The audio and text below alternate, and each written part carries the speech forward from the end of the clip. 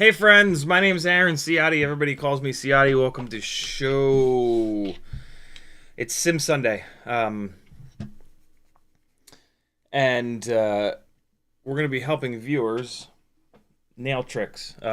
If you jump into the Velocidrone room today, you're going to get spectated at some point. And if I see you doing something, because I'll be able to look at your stick overlay that I think that I can help you with, I'm just going to use you as an example. So fair warning, if you jump into the Velocidrone room today, yeah, you're going to get some unsolicited advice. But this is me letting you know that you're going to get that. This is me letting you know that you're going to be solicited, I guess. Michael Kajas was first in the chat. Curtis Hayes, Spaceman Spiff, FPV Toast, Andrew Taylor, Nerone, Rockcrawler, J Monk, Douglas Six, Uriel, Random Videos Daily, Northern Tier, Troy Prulog, Bad, Rockcrawler, Kevin J, Frank Nicholas, and EE. To anybody that hung around on Friday's stream and helped out in the chat and made sure people weren't being stupid, thank you. For anybody that didn't watch Friday's stream, Maggie and I lost a friend to suicide this week. And he was our Sunday night dance instructor. We're both feeling a lot better, but I mean, we're both still completely heartbroken from it. Tonight's going to be really, really hard. Tonight we are going because even though he had people that worked with him at his company Reframed, they can't get into his website because the cops still have his phone and two-factor authentication. And so his website right now will still take... You can still go on his website and book tonight. And so a dance class for tonight. And so we're going to go and we're sure that there are people that just haven't found out. They're not connected via Facebook or his Discord group. And so we're going to let those people know. And for anybody new, we're going to kind of play it by ear. We are willing to teach them to the best of our ability. You know, they drove all the way out. They paid to learn how to couples dance. The first 20 to 30 minutes of every one of his classes were the basics. It was a beginner class at heart, which was awesome. And you know, Maggie and I got to watch him go over those basics with people pretty much every Sunday all year, from the first one that we went to in January all the way through until 3-4 weeks ago. That's not going to be what's hard about tonight. You know, that's easy. There's a bunch of super basic stuff with couples dance that you can learn in literally 20 to 30 minutes that will make you the best couples dancer at most weddings that you go to. There's a bunch of super basic stuff that's really cool to learn, because it's not difficult and it's really fun to learn that with your partner.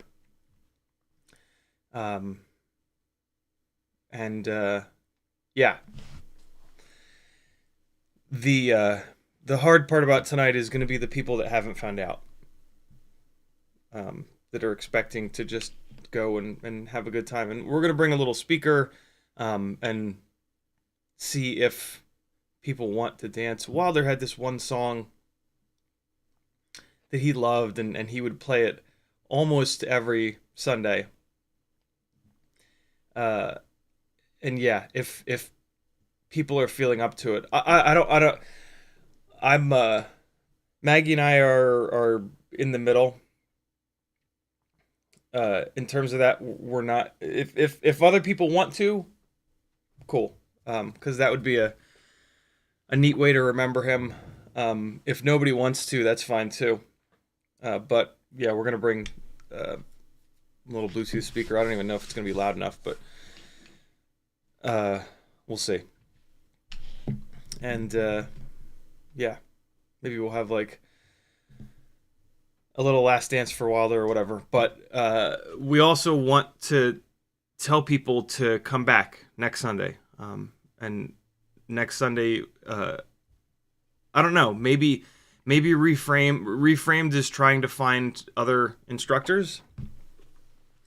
And so maybe the class will be back on next Sunday.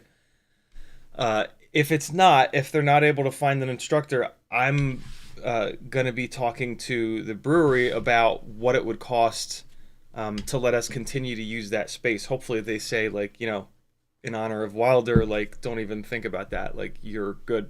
Use it for as long as you want. Because, I mean, it doesn't... Sunday nights at this brewery are not busy. Like, we're not taking up space that there aren't people coming to that brewery to drink that are being turned away. So it doesn't cost them anything in that respect. And then some of us are buying alcohol, so it's actually making them money to have us there. And so hopefully they say, like, yeah, you guys can totally use the back of the... And we don't use like their whole place. We use like the back third of their indoor space. And so yeah, if they're cool with it, Maggie and I are down to just go every Sunday and turn it into like a dance club or meetup or whatever. You know, it doesn't matter what it is. A group of people that learn how to dance and want to practice together. One of the ways that you get good with dance is like in high school volleyball, rotate. You dance with all different leads and follows, and you all kind of learn together. Even just like not from like an instructional standpoint, just the fact of like dancing with a different lead, you'll pick up different little subtleties that they do, and they'll turn a specific way, and you'll be like, oh, that's interesting. And so yeah, that's our sort of current plan. Worst case scenario, we if they want X amount of money for that space, we will all chip in and figure that out. But we don't want it. We don't think that letting it just disappear is the right move. And we are all used to showing up there on Sunday, right? Like, we've all worked it into our schedules. And so why not keep that going, right? This is, as far as I'm concerned, this is us showing up and yeah, keeping this thing going. So, but yeah, tonight's gonna be tough. I know that there are going to be people that show up that have not heard. And a lot of these people have been coming for months and months and months and months, and we've formed this little.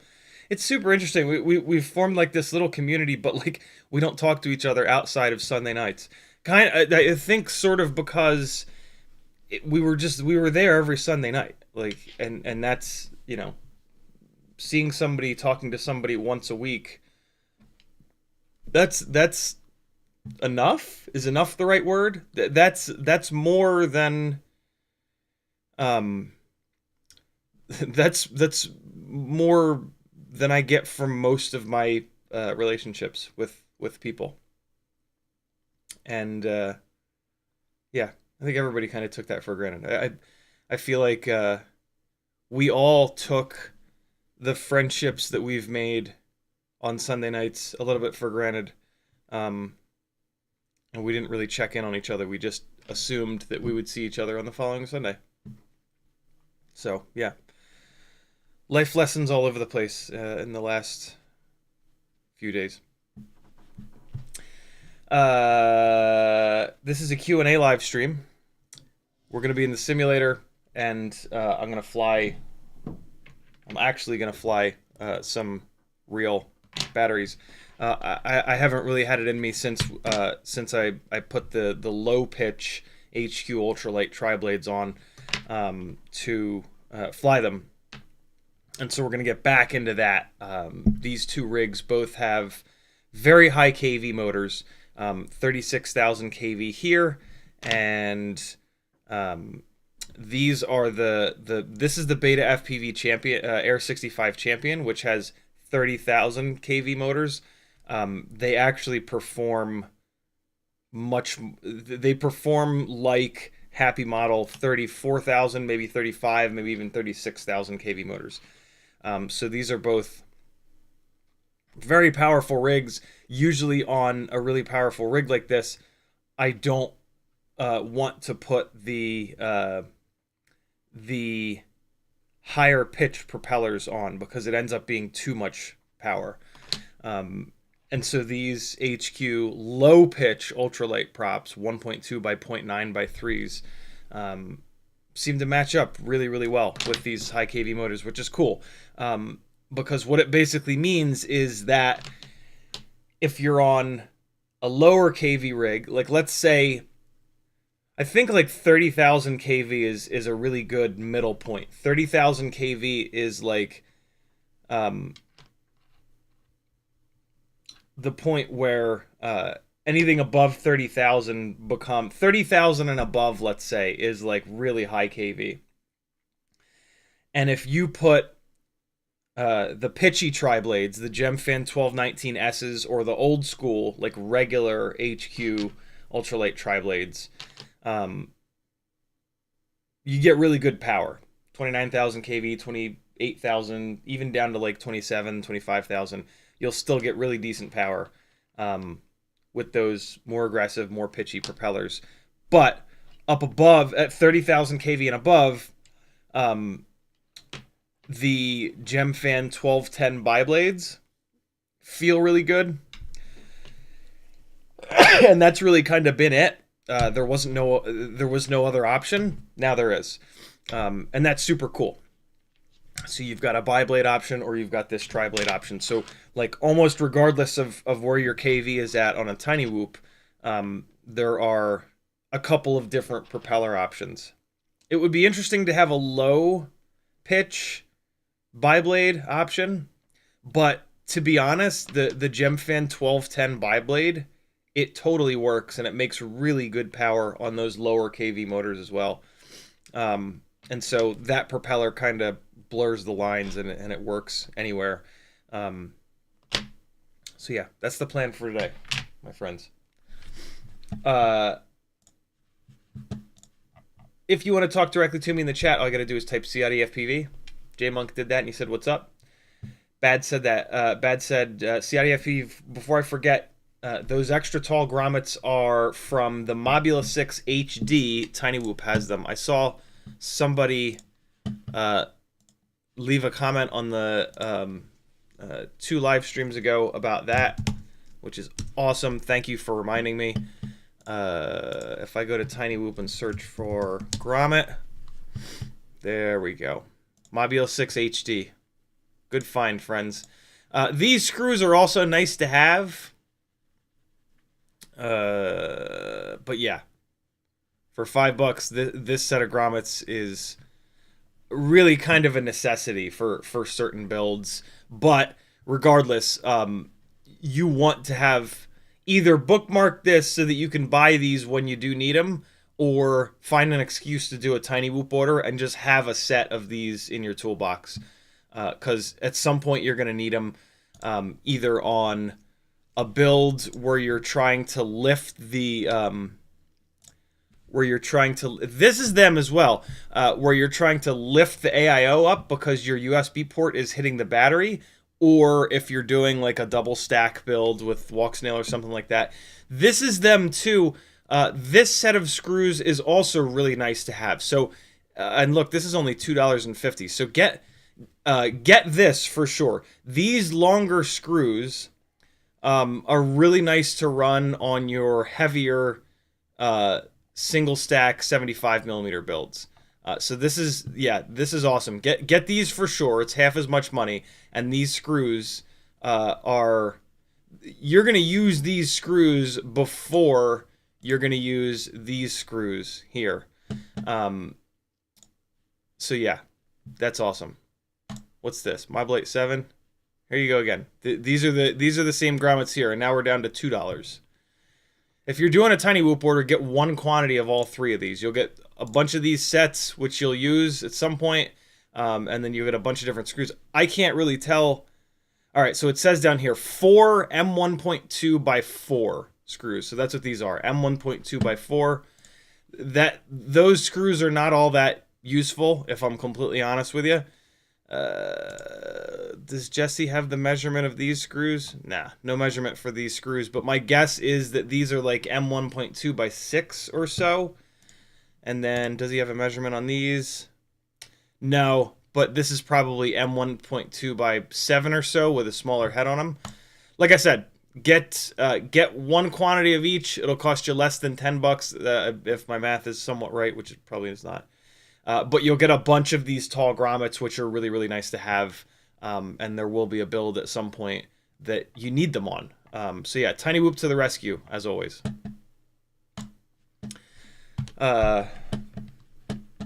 Good call, Bed. Thank you for that. J Monk says, sorry to hear about that, brother. This time of year is anniversary of my troops that had passed a long time ago. I normally do not like holidays, turkey, Christmas season. Yeah, the holidays are just brutal for so many people. As I talked about on Friday's stream, now is the time to reach out. Right now. Not like, oh, I will this week. Like right now. Like actually right now. You can leave me on in the background. But right this minute is a really good time to shoot somebody that either you know struggles with mental illness stuff, for sure, absolutely send that text right at this very moment, or just somebody that you haven't talked to in a while. The rates of mental illness are staggeringly high. If you know more than 10 people, you know probably at least 2 people that have it. And so, yeah, somebody that you haven't heard from in a while, you got a 10 to 20% chance of being someone that maybe pulls that person out of a spot that is really dark and scary right now. So do it, right? Help your friends and family and loved ones make it through, because it is unprecedented. I don't know if that's a word, but I know unprecedented is a word, but I don't know if unprecedentedly is a word. Probably not. Bad time right now in so many ways. So send a text message to someone right now. Invite yourself over to someone's house. Invite someone over to your house. If you know that you have someone in your life that struggles with mental illness, invite yourself over to that person's house. Invite them over to your house. Send them a message that says, yo, we are hanging out. Don't give them an out. We are hanging out. Is it at my place? Is it at your place? Is it tonight? Just, that is the coolest thing that you can say to somebody whose brain tells them every single day that everybody hates them, and that the world is better off without them. The world is better off without me is the rally cry of depression. And it's insane. It's insane. When Wilder's brain told that to him, he knew intellectually that that's not true. A small part of him knew intellectually that that's not true. Lots of people rely on him for the dance classes and for friendship and all that stuff, right? Like, it's so obvious that that's a stupid thought. But mental illness is so powerful that it overrides all of that sanity, and it somehow convinces you that that's the truth, and you sit and just repeat that over and over and over again, and you just go deeper and deeper and deeper. The world is better off without me. The world is better off without me. The world, and that is such a powerful thing to think, and it is so hard to fight against. And yeah, so make someone feel like the world is not better off without them. And in my opinion, the best way of doing that is just, we're hanging out now. I care so much about you. The world is better off with you. I want to be in your presence now. I will be in your presence now. We are hanging out. Cool? That's one way to break through. For sure. And even if somebody doesn't have mental health shit,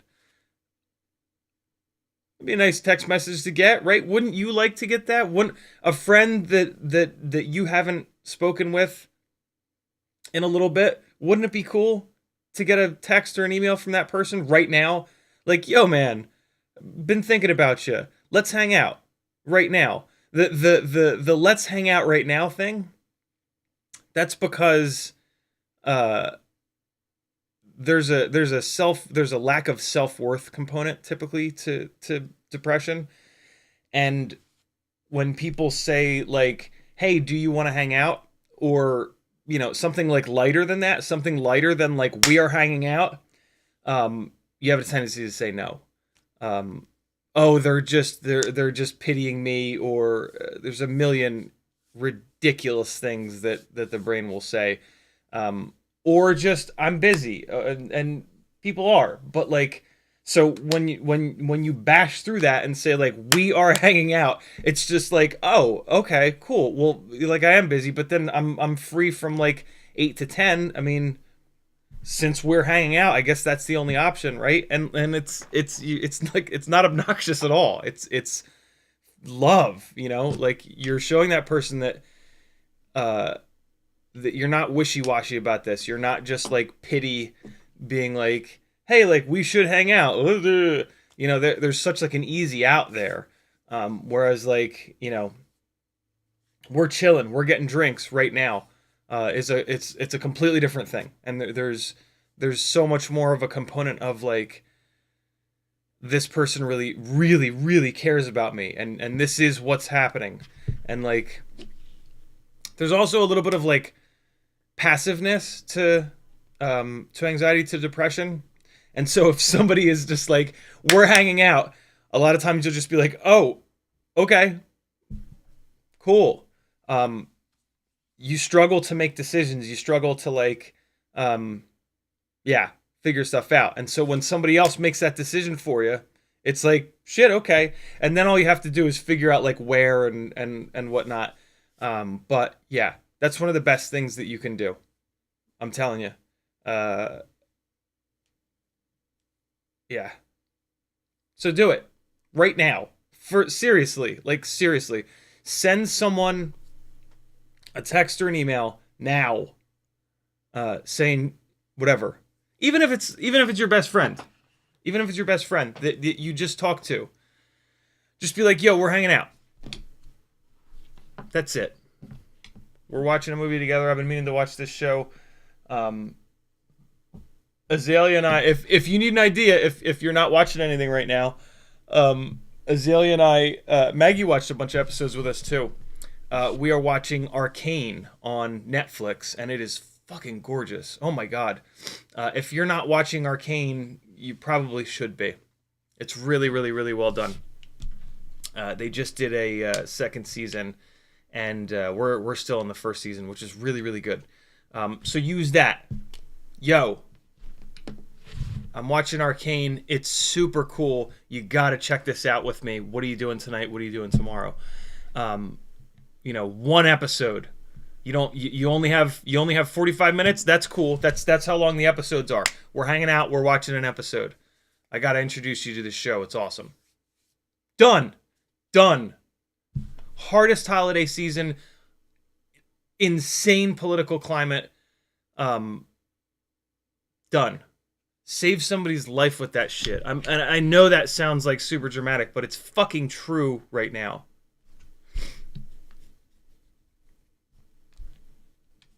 All right? Do it. Do it for me. Do it for yourself. Do it for whatever. Just do it. Be the light that you want from this world. All right? I have this set of AirPods. The AirPods with the long things. I forget what's wrong with these. They don't connect. They connect and then they disconnect, and then they connect and they disconnect.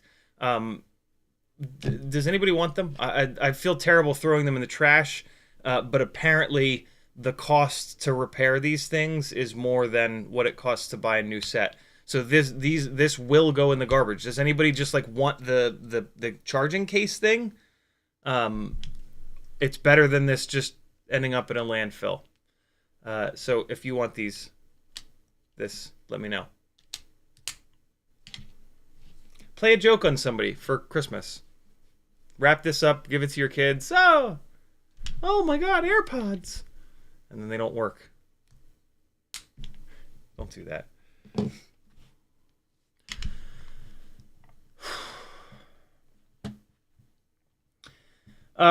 Thanks for sticking with me through this, guys. I appreciate it. Last 3 weeks have been a fucking nightmare in so many ways. I appreciate you guys bearing with me. Uriel says you can do it, make fun. He would like it, I think. I agree. J-Monk says, I tend to stay away from people. I go to the mountains. That's okay. Careful with that. You can find good people. I know a lot of people suck. Believe me, do I know. But there are many amazing people out there. The trick is finding them locally. But it's totally doable. Find something that you... That's one of the things that's come from dance for me, is the fact that I can't do it over the internet. I have to meet people face to face, and that's been one of the amazing things, because it's made me sort of remember that there are people nearby that share my my values as a human being, and that are really, really good people. The internet can be very... the internet can make us feel like... yeah. That people near us are all horrible, and the only good people are 1,000 miles away. It's not true. You gotta work a little bit harder to find those people locally. And yeah, internet has made us lazy, you know? It's great in a lot of ways, but we gotta be careful of that. Michael Blade says, "Hey." Uriel says, "Nice brother." Limit says, "Hey, good to see you." Justin Muller says, "Do you have more bushings go wrong or more bearings on 65mm whoops with 0702 motors?" I've not had either, but there's really nothing to go wrong with the bushings. They're pressed into the stator, and then the motor shaft fits on there ever so slightly loose. So the bushing is just the only thing that could go wrong with a bushing is if it breaks free of the stator and it starts rotating in the stator rather than the motor shafts rotating in the center of the bushing. I've never had that happen in thousands and thousands and thousands of batteries. The bearings, I have also not had let go, but I haven't run many motors with the bearings. And the way that bearings are made, there's infinitely more likely of a chance of a bearing letting go. You've got an outer race, you've got a whole bunch of balls, you've got an inner race, you've got a guard around them, usually plastic, to keep the balls a little bit kind of separated. You've got a dust cover, you've got a C-clip, lots of stuff that can fail. Quad 66 flew a whole bunch of TinyWhoop batteries back to back on bearing motors versus bushing motors. And what he found was super interesting, which is that the bearing motors get noisier.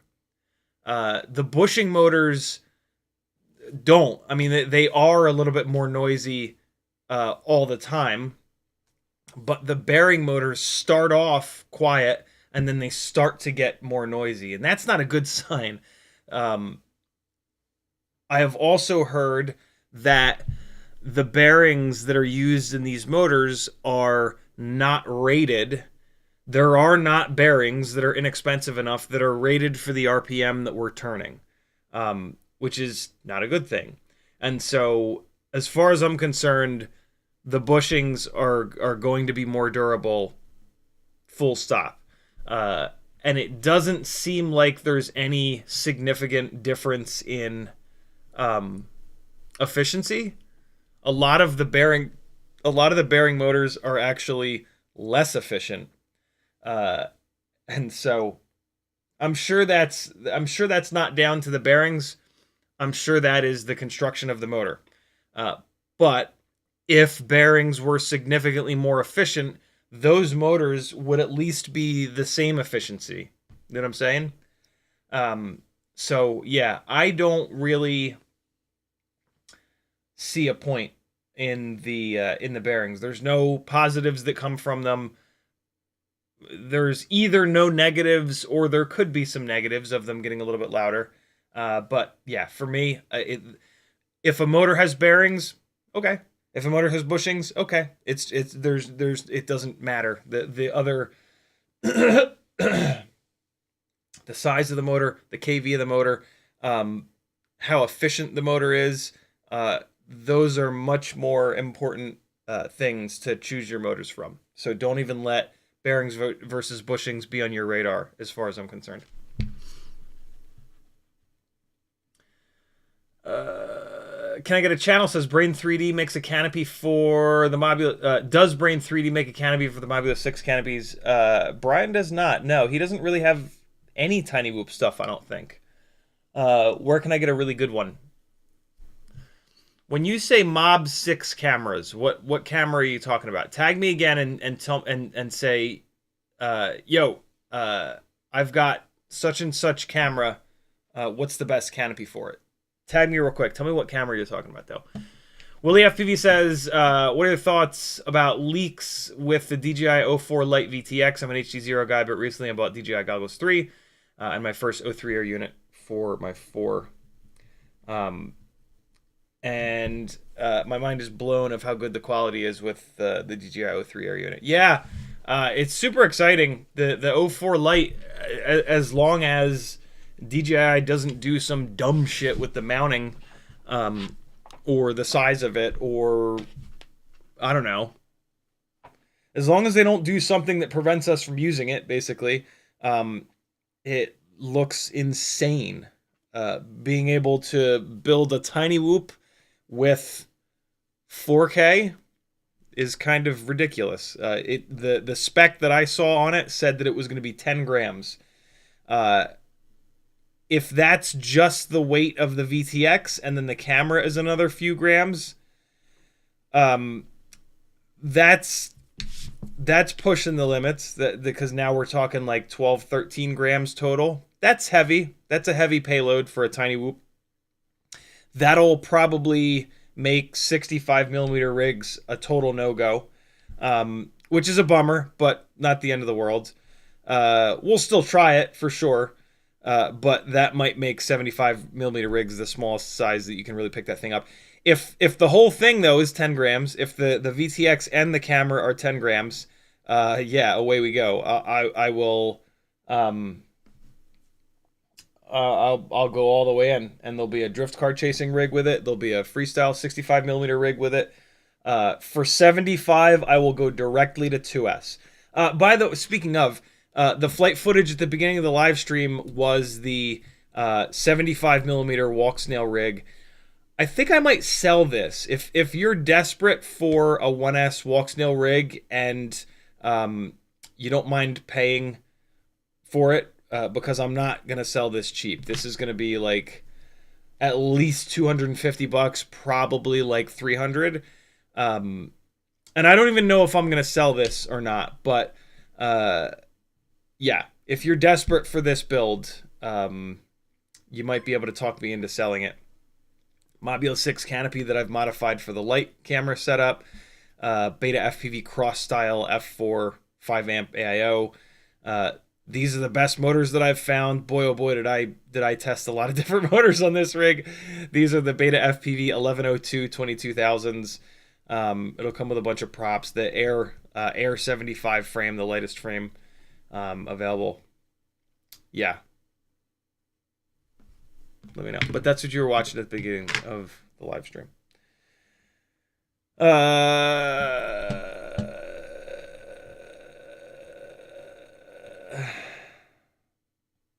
So yeah, fingers crossed for the DJI 04 Lite VTX. That would be insane if we could build TinyWhoops with that. Wilco says, Joe Preston, nerd goggles for the win. CiottiFPV, wave him around. Where's Joe? Joe Presto? Is it Joe Presto? No? I don't... Joe Presto... Ah, there we go. Joe Presto says, anyone here with have a recommendation for magnification? I need to solder whoop motor wires, and I'm struggling. Yeah, dude. Big time.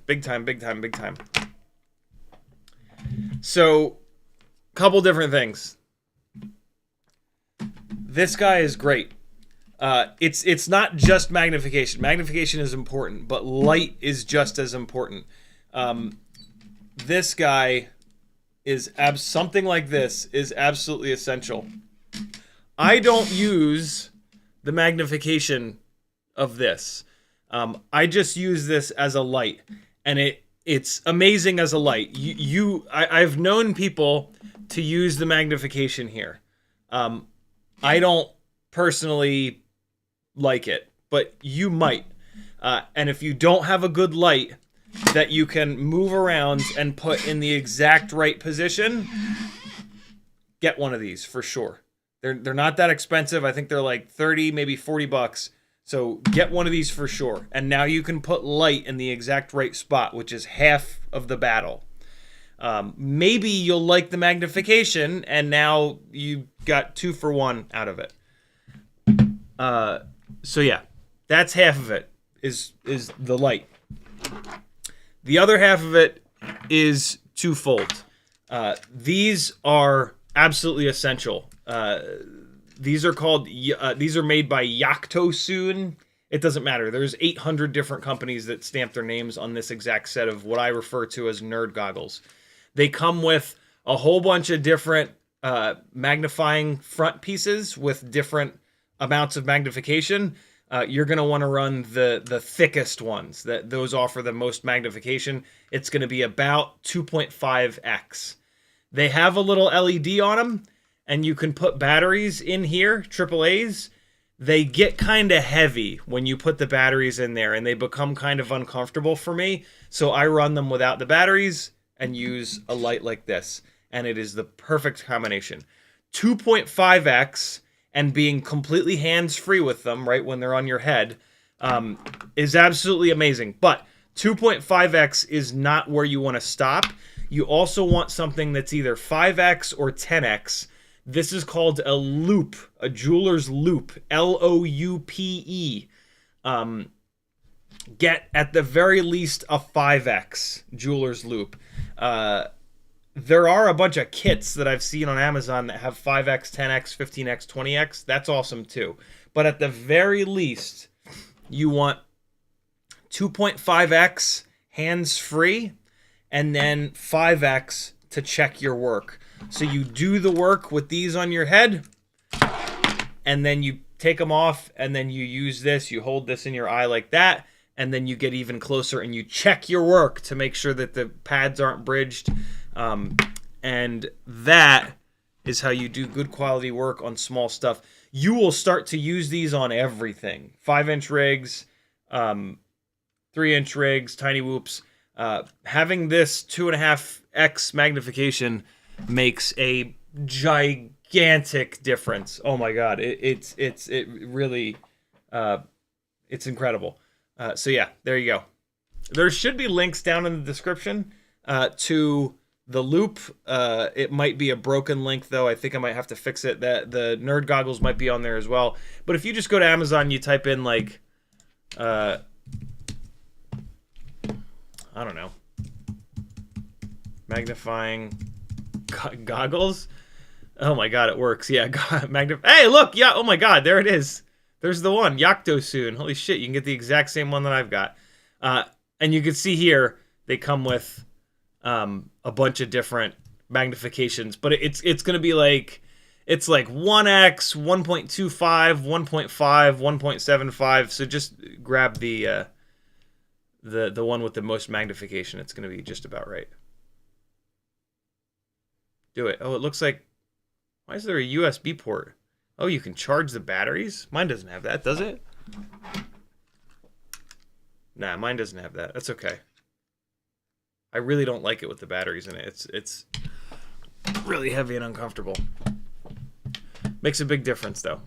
I promise you. You're going to love my nuts. Look at that guy. Yaktosoon! Yeah, these work too. But, I don't know. Yaktosoon without the batteries is very comfortable. I can wear it for long periods of time. Willie FPV says, FPV is my therapy. I'm not saying that I have depression, but it helps me to stand straight with purpose, to be happy in this very hobby.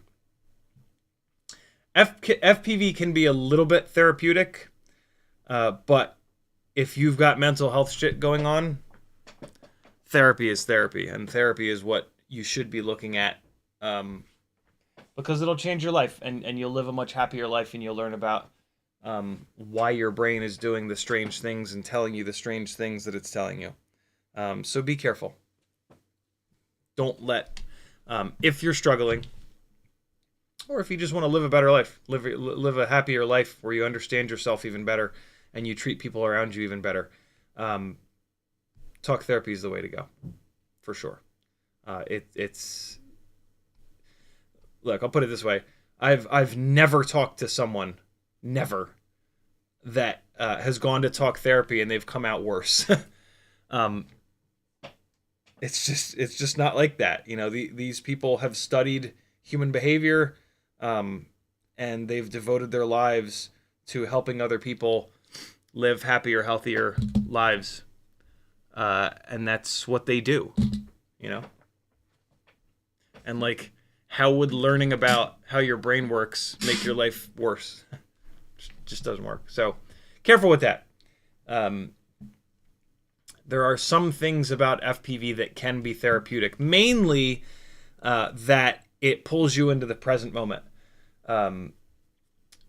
Just imagine how cool it would be to be able to pull yourself into the present moment in the same way that FPV does whenever you want. That's the work that you do in therapy. Also with meditation. Yeah. Wouldn't that be cool? The feeling of being like in the moment right now and just like everything else going away, all the voices being silenced.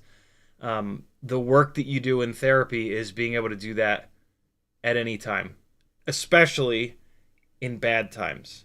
That's really that's the like ultra magic about talk therapy, is that you learn how to quiet your mind when you're in times of extreme stress. And that's how people can perform under pressure.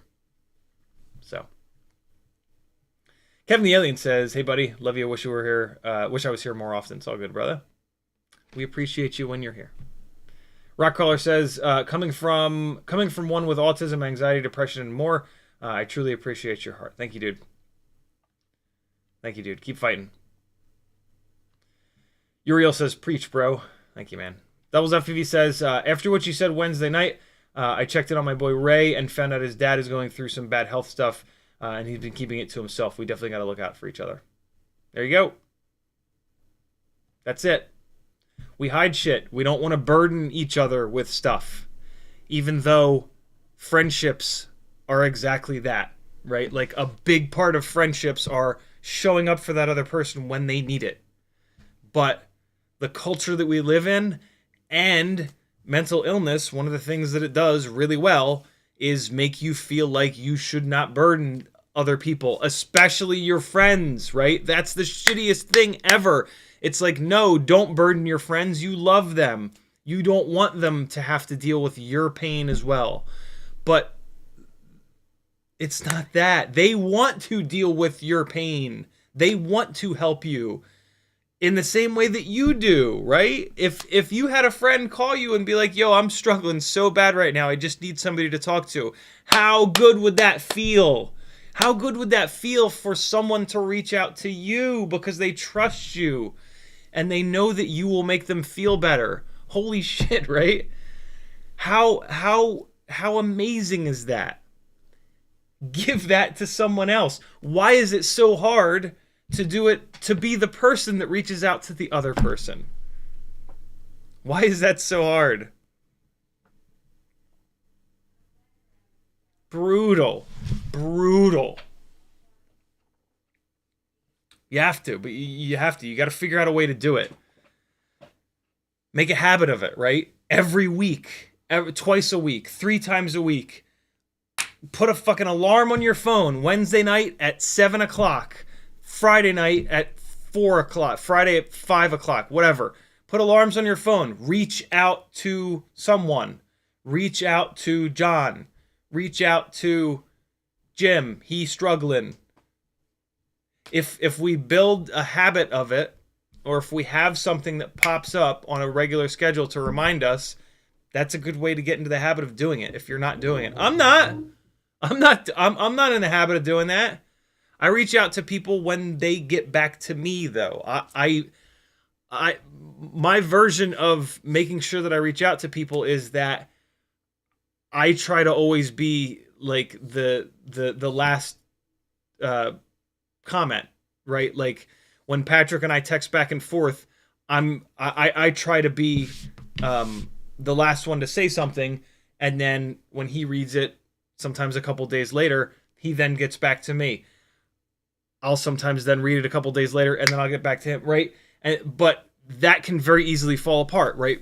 One person says something that doesn't necessarily need a reply, and then they get buried. They get buried in your text messages or wherever.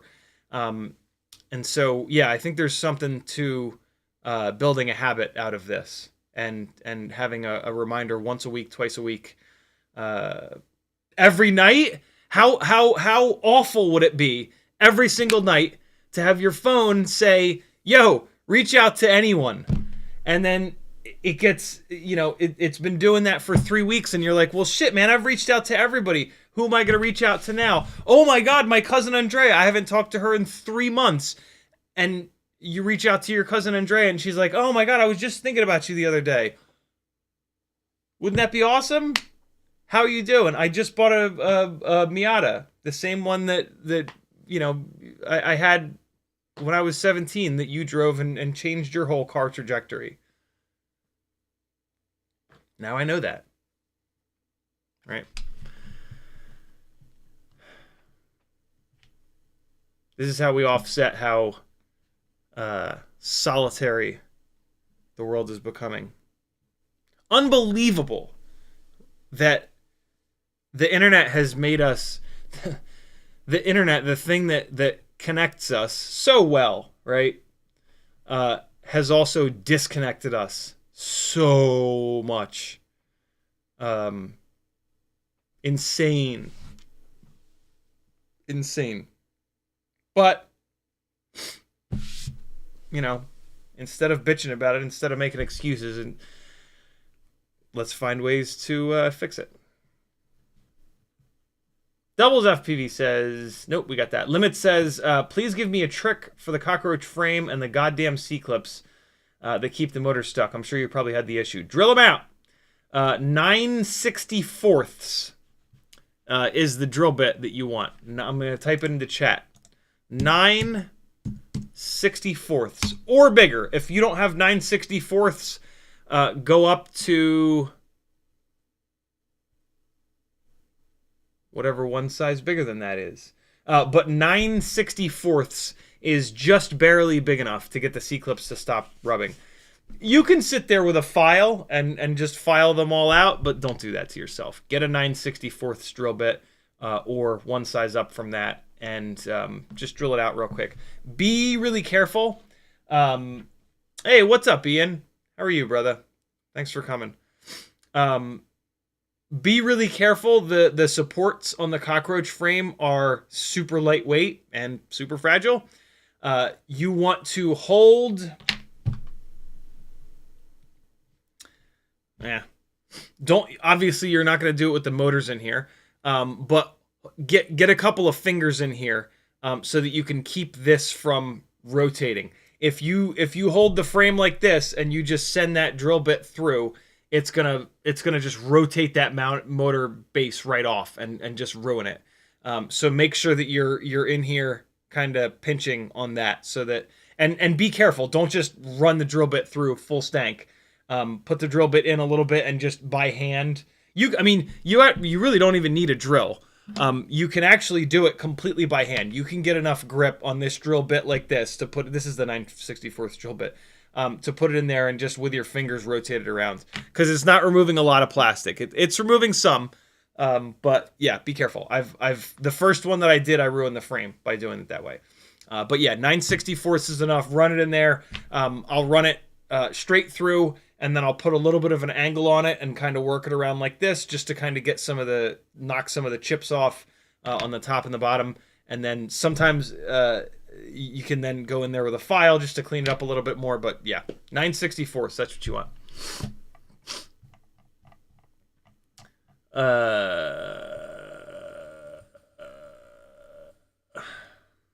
Andrew Taylor says, I've been watching The Wonder Years since you mentioned it, and it's so good. Shit, I stopped watching it. What's it on? Is it on Prime? Or is it Netflix? I forget. Yeah, Jesus Christ. I watched The Wonder Years growing up, and I didn't even realize that I knew that I'd watched it, but I didn't remember anything about the show. For whatever reason, I bet you it was on Hulu, and I canceled Hulu. I think it's on Hulu, isn't it? Yeah. I was canceling Hulu, so I was kind of looking around for like, hey, what else do I want to watch real quick before this ends? And Wonder Years was on there, and I was like, oh my God, I remember this show. It's probably terrible. And I put on a couple episodes on with Maggie, and I was blown away at how progressive it was, at how good it was.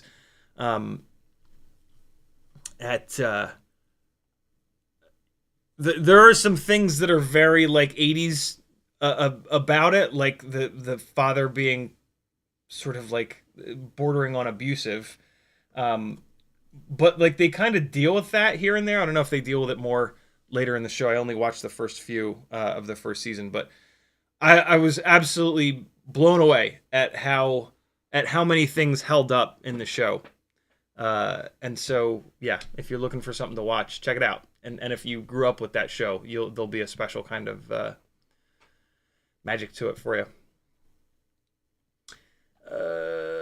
Levster says, just came back from a walk in the woods with good friends that are mentally having a down. That's mentally having a down right now. And you're right. We talked about it. And he says 100% this day helped him more than any therapy session. Yeah, man. Human relationships are so valuable, and we take them for granted. We take them for granted. Uriel says, you talked about emotional ups and downs and lows and highs. There's a window to go deeper. You know the story of Eckhart Tolle. He spiraled up in the window when he was up in emotion and found the window to up. Yeah, Eckhart Tolle is unbelievable. Super helpful if you're going to go towards that like kind of transformative place of really trying to improve your life and understanding your brain. Lots of good resources there. I don't know if I would start with Tolle. Maybe start with like Healthy Gamer GG. But yeah, Eckhart has some phenomenal stuff. You'll run into a lot of Eckhart Tolle stuff with like Instagram memes and whatnot. If you start to look into this stuff, you'll very quickly find lots of sound bites and chunks of good info from him. Preston Roach says, what's up, homie? I don't get to make your live streams very often, mostly catch them in the morning. Glad you're doing better, homie. Thank you, man. The Waddler says, hey, man. What's up, brother? Blue Sky FPV with a 10 Californian Canadian dollar super chat. Thank you, homie. He says, thanks for being here. Always fun and helpful. Question, how can I tell if the VTX on the Beta FPV Air is going bad? I get lots of flicker and breakup in the video. Could that be the UFL or a bad VTX? It could be either. You can't fix either one of them. All you can really do is change to a different antenna to see if that makes it better. There is no repairing these things, unfortunately. So, yeah, swap the antenna out. It sounds like the VTX is on its way out.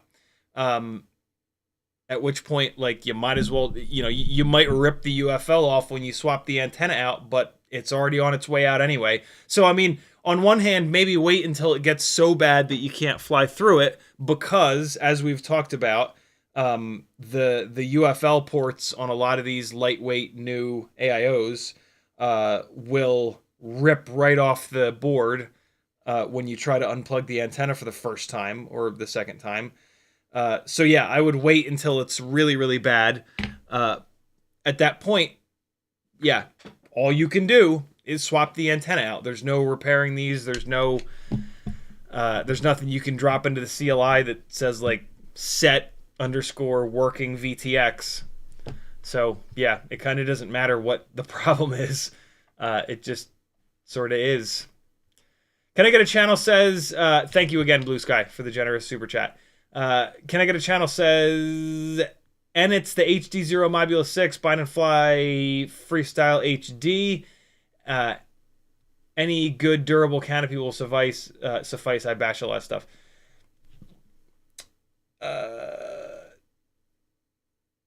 HD0 Mobula 6 Bind and Fly Freestyle HD. Can I get a channel? Is this a continuation of the previous question where you said, what's a good canopy?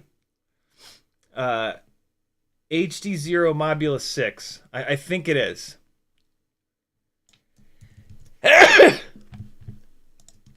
Hold on. All right. HD0 Mobula 6 comes with what camera? Is this what you have? Is this it? What camera are you?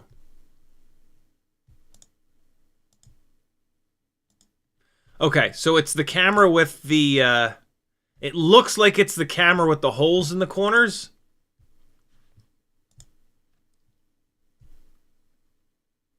I think so. If you have the camera with the holes in the corners, my recommendation is going to be to use the old school Modula 6 canopy, which you might only be able to get from... Nope, there you go. So yeah, this is going to be my recommendation. It's going to come with this little backing piece that you screw to the camera with 2 of these screws. You're probably going to have to use a file to open up the front of this canopy a little bit. You can just cram the camera through there, but it's gonna touch against this and it's not great. So sit there for 10 minutes with a file and just open up this this front opening for that camera. This canopy was designed for the Runcam Nano 3, so the front opening is very narrow because that camera had a tiny little lens.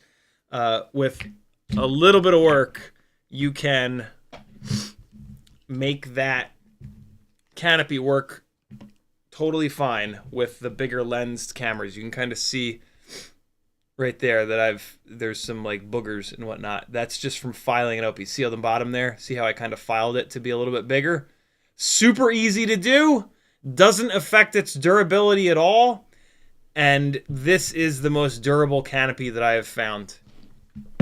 So that's going to be my recommendation. You can also get this canopy from TinyWhoop.com.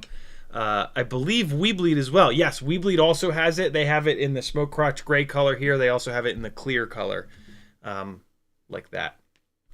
And so that's going to be my recommendation. Up tilt is adjustable, which is kind of nice with the little screws on the outside. Great canopy. It's my favorite canopy. J-Monk says, I'm interested in paying for the rig that you used for RC drift cars. Walk snail? I have one walk snail. I have 2 analog ones. Oh, man, you're like a day too late. I think just yesterday I had one of them for sale on my Etsy store. I built one with an iFlight Blitz AIO, and I had it up for sale on my Etsy store, and yeah, it is now gone. That's insane. You're like one day too late. I don't have another one to sell you. I typically don't. I don't build rigs to sell them because it's just not a good way to make money. You know, the bind and flies that exist are cheaper than what you can buy the parts for. And so then for someone to spend an hour or 2 building a rig, if they want to get any money for their time, they're going to have to charge significantly more than what a bind and fly will charge. So yeah, that's why like you don't see people doing that really. And the people that do it, they have to charge a lot of money. You know, you got to charge $300, $400, $500 for a TinyWhoop, and that's just, most people aren't willing to pay that. This camera is going to, not this camera, this Canon software is going to freeze in a second. I can see it starting to struggle. So yeah, man, sorry, I don't have one for sale at the moment, and like I said, I don't usually build stuff to sell it. If you were like desperate for me to build you one of those, just to get you in the ballpark, like an analog one I would basically have to charge you like $300 for it. And then for like a walk snail one, it would be like $350 minimum, maybe even like closer to $400. So yeah, it's expensive. The builds are not all that difficult though. You're cutting wires to length, to the exact right length to go between the AIO and the VTX on the walk snail one. On an analog setup, there's not really any soldering. You're going to plug motors into the 2G4. You're going to plug a camera into the 2G4.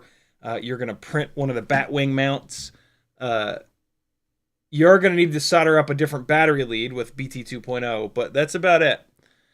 So yeah, not a super difficult build, but I don't have any at the moment, unfortunately. Sorry, brother.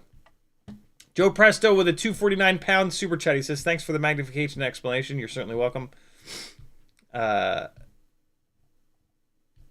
Uriel says, at Wednesday, I stay up drinking till 5 a.m. to join your podcast. I appreciate it, brother. I appreciate your sacrifice. Uriel also says, people think they're anonymous on the internet and can be keyboard warriors. Boy, is that the truth. Limit says something. YouTube scrolled me to the bottom for no reason. I'm trying to find my place. There we go. Limit says, thanks, mate. I broke a frame trying to file them. Yeah, you got to be careful. Freelojo says 19 1/28ths would be the next setup from the next step up from 9/64ths. Thank you, dude. Skull 901 says, "How you feeling today? Heartbroken, but not uncontrollably sobbing every 5 seconds.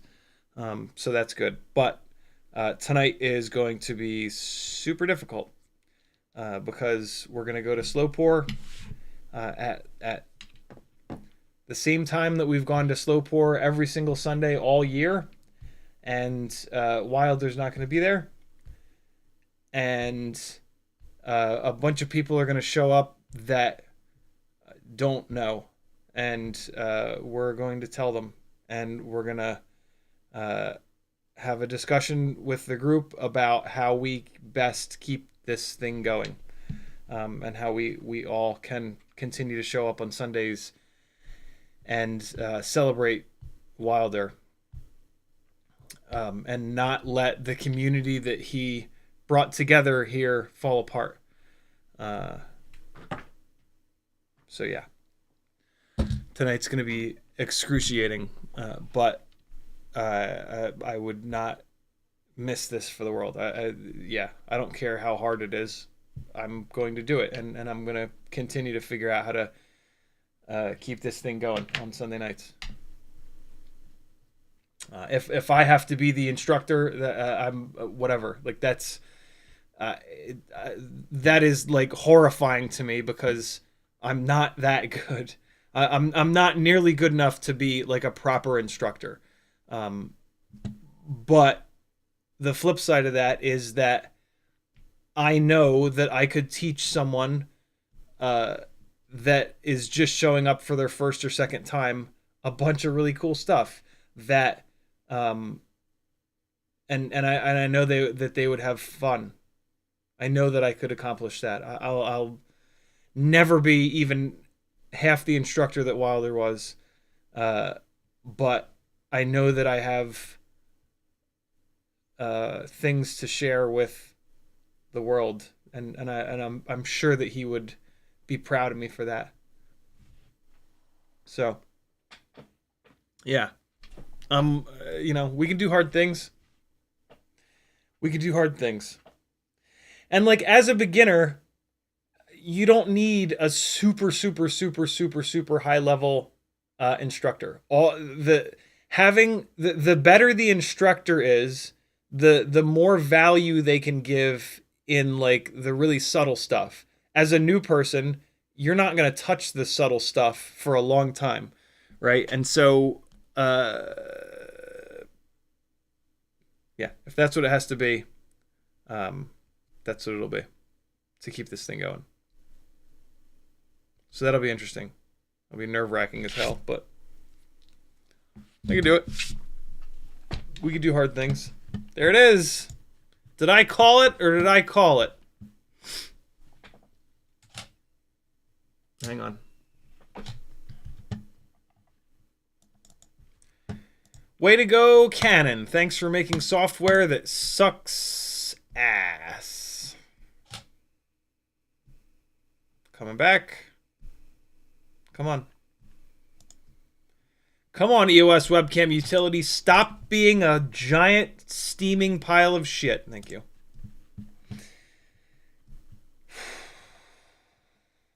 Blue Sky says, thanks. Tried new antenna. Still bad. He says, what? No set underscore VTX underscore work, please.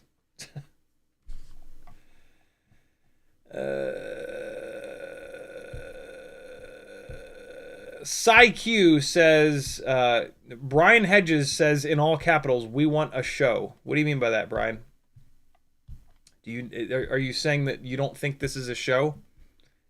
If so, you can go. Nothing's keeping you here. This is what this live stream is. The majority of this live stream is questions and answers. You guys have questions. I have answers. If somebody asks a question, 10 other people have that same question. And so the most value that I can possibly give to the FPV community is Q&A sessions. If that's not what you're looking for, there's lots of stuff to watch on YouTube. And there goes, speaking of YouTube, YouTube just crashed. Let's relaunch that.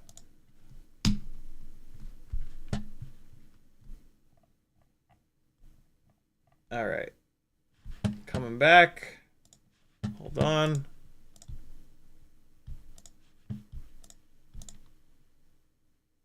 Pop out chat. There we go. All right. I probably just lost a bunch of the chat. I sure did. That sucks. YouTube needs to get their shit together. I lost a chunk of the chat, so if I... Oh, wait, no, there we go. Blue sky. Okay, we're good. We're good. I'm caught up enough where I didn't miss anything. Q says, would you advise to stick with the native canopy for the Air 65 or go for some third-party canopy? I've experienced that the camera angle seems a bit high on it. The Air 65 and Air 75 canopies seem to be pretty durable. I have heard of people breaking them, but they seem pretty durable. The camera angle is a little bit high, but I don't necessarily think that it's too high. As long as you have it on the farthest forward setting.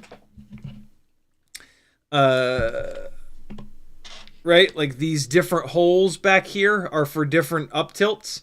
So you want to make sure that you're using the rearmost hole in the canopy. That'll give you the lowest up tilt.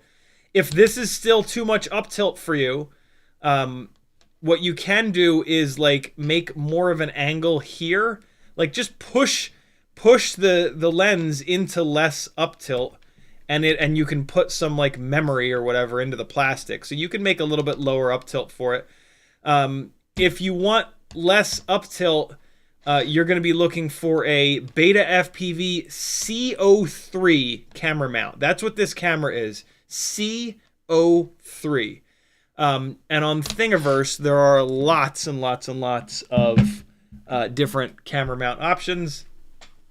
A known winner is the hell's it called? I can't think of what it's called. The McStinky. Where's it at? This is sort of a little bit of an older school camera mount, but it's proven to be a good one. And yeah, it's called the McStinky. Dropping a link into the chat right now. There you guys go. There's a link to it in the summary section here. It breaks down the different versions of the McStinky. The regular one is for cameras with a 10mm lens, 12mm body. Big McStinky is for larger cameras, yada, yada, yada. So yeah, the McStinky is a good one.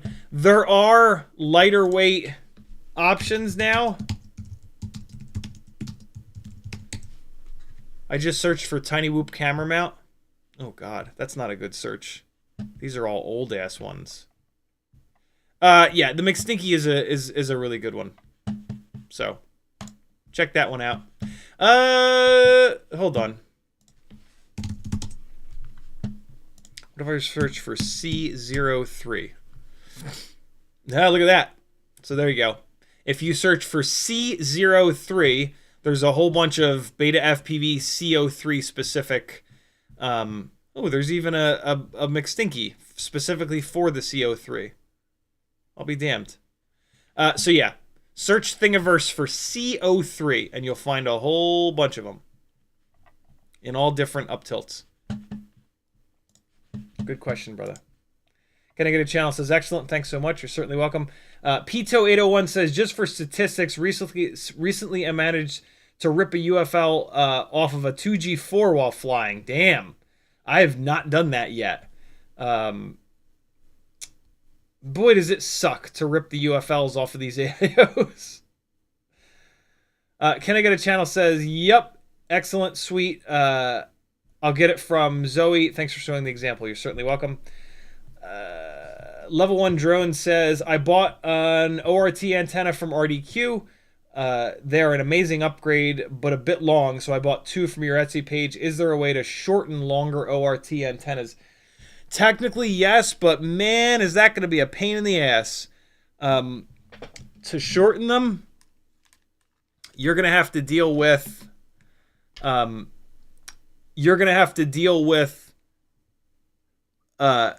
cutting this wire shorter and then redoing what you're seeing here. What this is that they've stripped away the outer black plastic sheathing, and then there's a braid that goes around that, a shielding. You have to solder that shielding down to a part on the PCB here, and then you have to cut that shielding for this center area here, which is a clear plastic covering around the inner core. And then the inner core is that last little ball of solder there. It is absolutely doable, but is a total pain in the ass. So you've got, and you have to do it in the right order. You have to cut it down, and then you have to strip a little bit off to get the inner active element, and then you have to leave a little section of the clear plastic, and then you have to go around with like a, it sucks.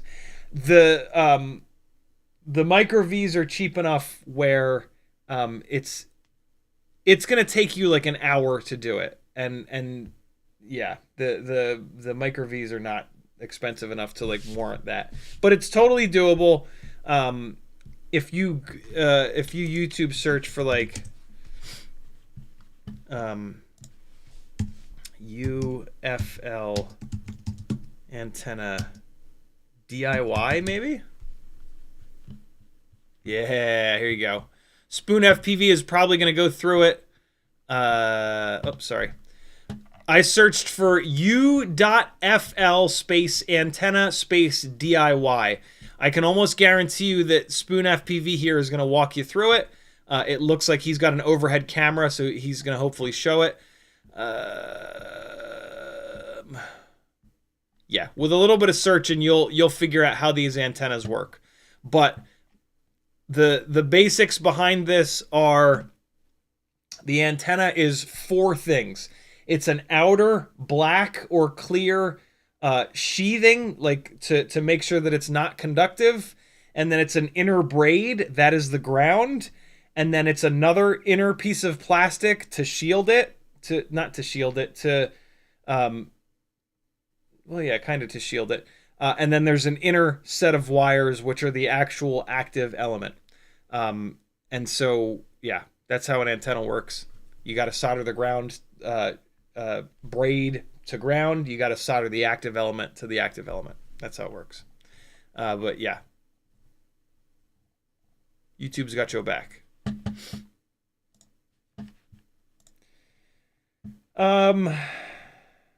Uriel says, mention Alan Watts and Sadhguru. They're good teachers as well. I've heard of Alan Watts. I haven't heard of Sadhguru. Lots of good stuff out there. Lots of ways to get a handle on your brain. Uriel says, just do it. That's again what you think. Justin Miller says, there came a new HD0 release candidate version yesterday. That's pretty cool. Justin Miller says, for the goggles. Oh, nice. Love that. YouTube just did the thing again. Scrolling back up to find my place. BMF Spade says, I'm waiting for my 1S 450 mAh batteries to come in. So I ran a 1S 300 mAh battery. My Meteor 75 Pro flew pretty good and for 3 minutes. Just wondering if you ever tried running a 300 mAh. Yeah, Emax made fatter 300 mAh 1S batteries that fit in the 75 frames really well. That I messed around with for a while. On low power setups, they were okay. But I moved away from those low power 75 setups a while ago. And yeah, and then those batteries just became not enough. The 450s are actually like just barely enough for most of my 1S 75mm rigs. But yeah, if you're gonna cruise, or if you have a lower powered set of motors on your 75, a 300 mAh battery will work. Justin Miller says, you did the antenna mod. I tried myself with a spare antenna and the video performance was horrific. Switched back and fine. What are we talking about here, Justin? Did the antenna mod on what? SciQ says, great advice, thanks a bunch. What would you print the McStinky in? You have to print it in TPU. Anything other than TPU, and you won't be able to get the camera into it. So yeah, all of these camera mounts, you got to print them in TPU. Level 1 Drone says, shortening the antenna sounds like a real plan. I'll just get them from your page and play with another time. Hang on to the full length ones. There'll be a rig at some point that's the exact right length for, and you'll be golden. Justin Muller says, it seems to have much improvements, but I don't trust this firmware since it's 1 day out. I don't blame you. All right, I'm caught up on chat. Let's... Jaden S says, I've been watching a lot of these streams, and this is definitely the most boring one yet. Then fucking leave. I ain't keeping you here. Go. I'm not in the fucking mood for this today. All right? Nothing keeping you here. I don't come to your work and tell you how to do your job, right?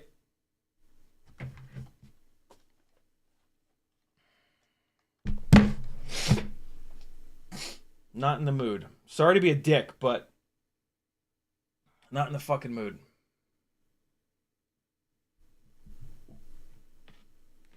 Justin Miller says, with the ground plane sticked on? What do you mean? Did you remove the ground plane from a whip antenna, and now you're noticing that that it's... Yeah, you crossed the line with that one, Jaden. See you later. Hope you didn't want to ever post in this, post a comment or in my live streams ever again, because you're not going to be able to.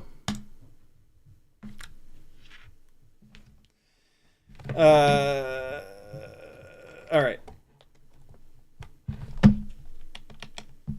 Oh no, I gotta turn it on first. Firing up Velocidrone.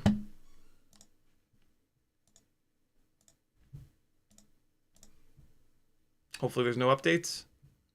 Hey, no updates. All right. Brian Hedges says, I think he's having a breakdown.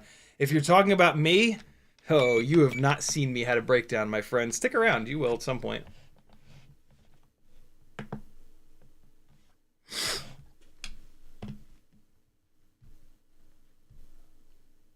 It's true. I'm not usually this angry, but when people act like assholes, I get angry.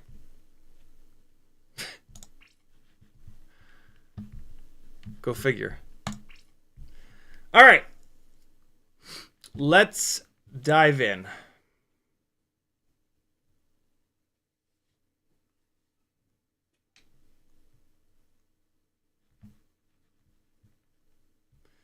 Let's go to...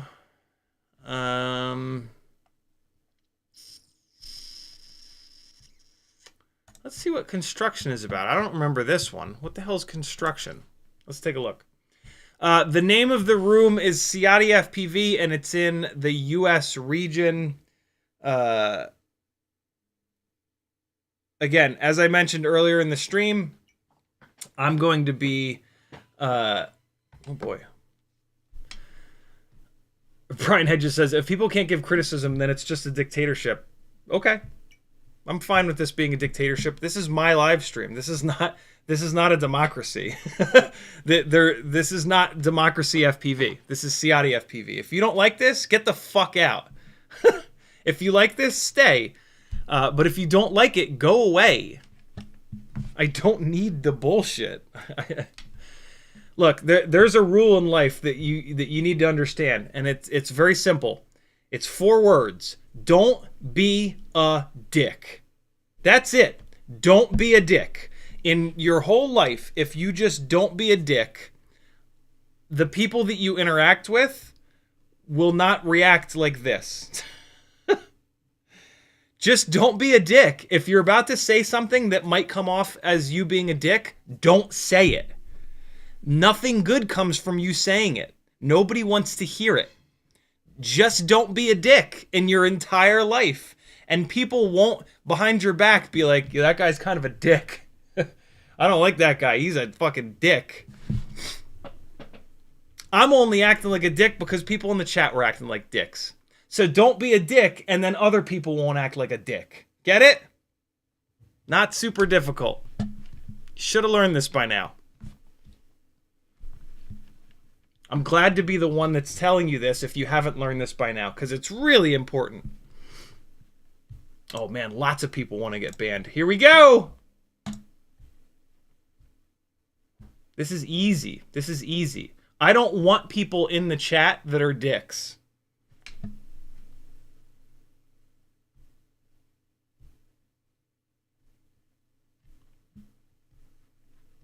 Hold on, let me get caught up on chat.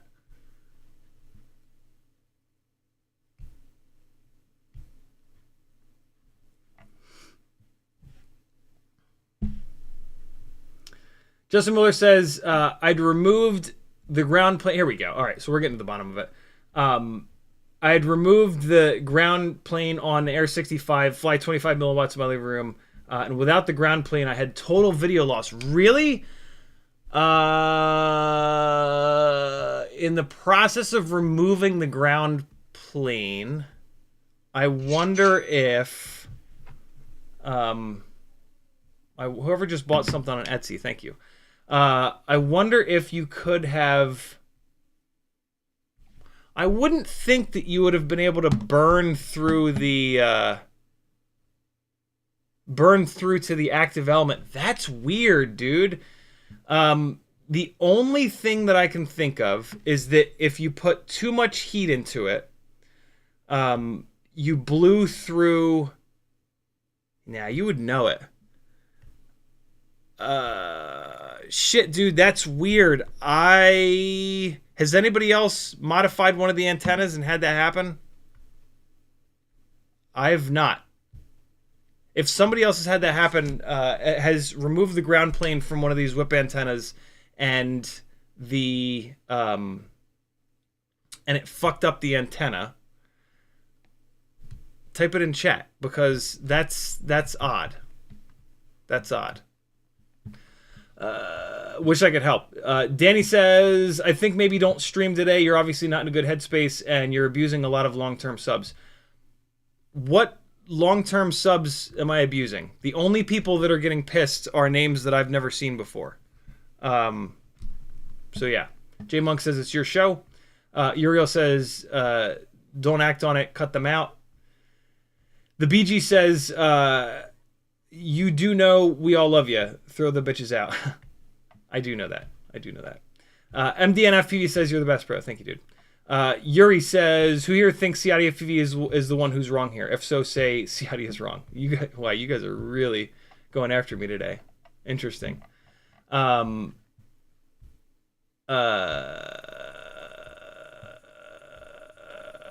did the thing again, trying to find my place. Drunzen says, I fear stream is being trolled. I've never seen so many assholes in here before. Okay, yeah, so it's not just me. Yeah, I've never seen these names before. Yeah, I'm tempted to. This is interesting.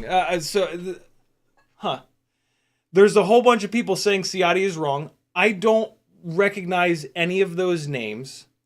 I try not to be a complete asshole. I'm very tempted to just kick all those people. But I'm trying to follow my own rule of not being a dick. What a conundrum. What a conundrum. I'm going to let you guys stay. I'm going to err in favor of peace. But I think you're right, Drones in. Mr. Batch says true words.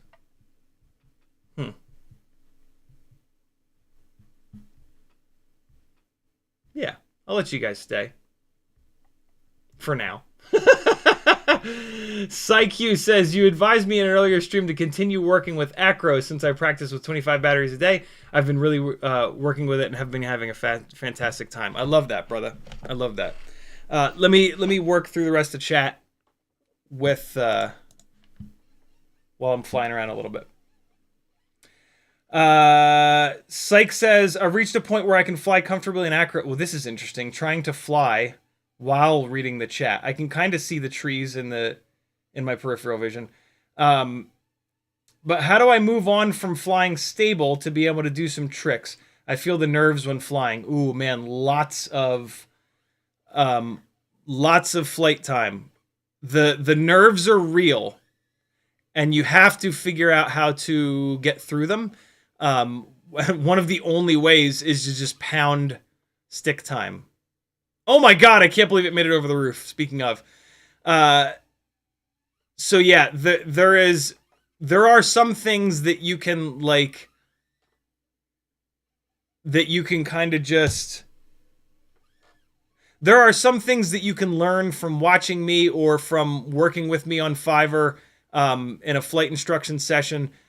There are other things that you just have to brute force. And so, yeah. There's nothing wrong with just brute forcing a lot of this stuff, because you're going to have to at some point anyway. That was interesting. I just drove it into the ground. And so, yeah, put the time in. You're going to have to at some point. I think I just got mid-aired.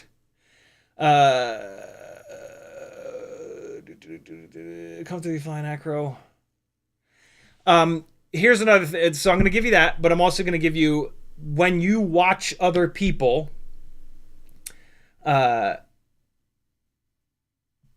copy them, basically.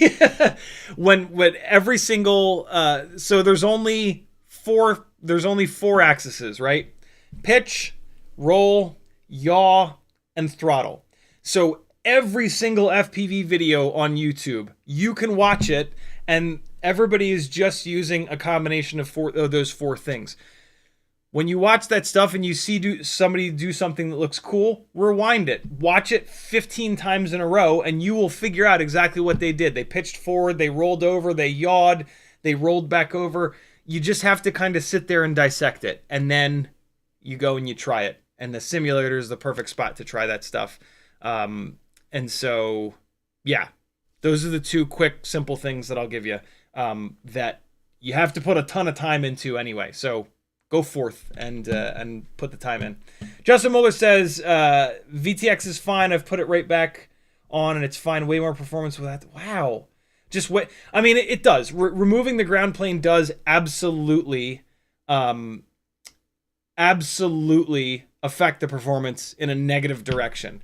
Usually, though, it's flying around in your house, you're okay. And the reduction in performance is not that bad.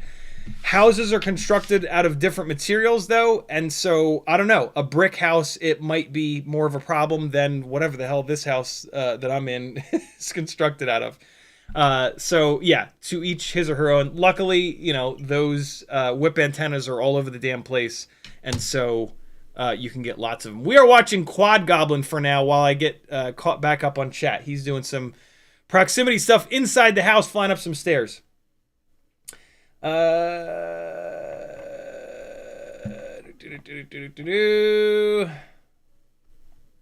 Right Wells says CiottiFPV has. I don't know what that means. Mads Tech says, I try to be a complete asshole. Dronesen says, I watch almost every stream. I've never seen these names either. Can I get a channel says, don't destroy your analytics. Whatever. I don't care about the analytics. I care about getting good information out there and building an awesome community of awesome people. You know, the people that know me know exactly who I am. The people that don't know me, you know, it's whatever. Watch a couple of my live streams, you'll see exactly who I am. If that's the kind of person that you want to watch on YouTube, great. If it's not, that's fine too. No skin off my ass. Justin Muller says, I think they're bots. Don't let them... No, they can't be bots. If they replied to that one person to say that they think I'm wrong. Yeah, they're not bots, but I mean, whatever. J Monk says they're just trying to troll you. We love you, brother. The Right Wells says, as you have both, what would be the best option for either walk snail and HD0? Wait, what?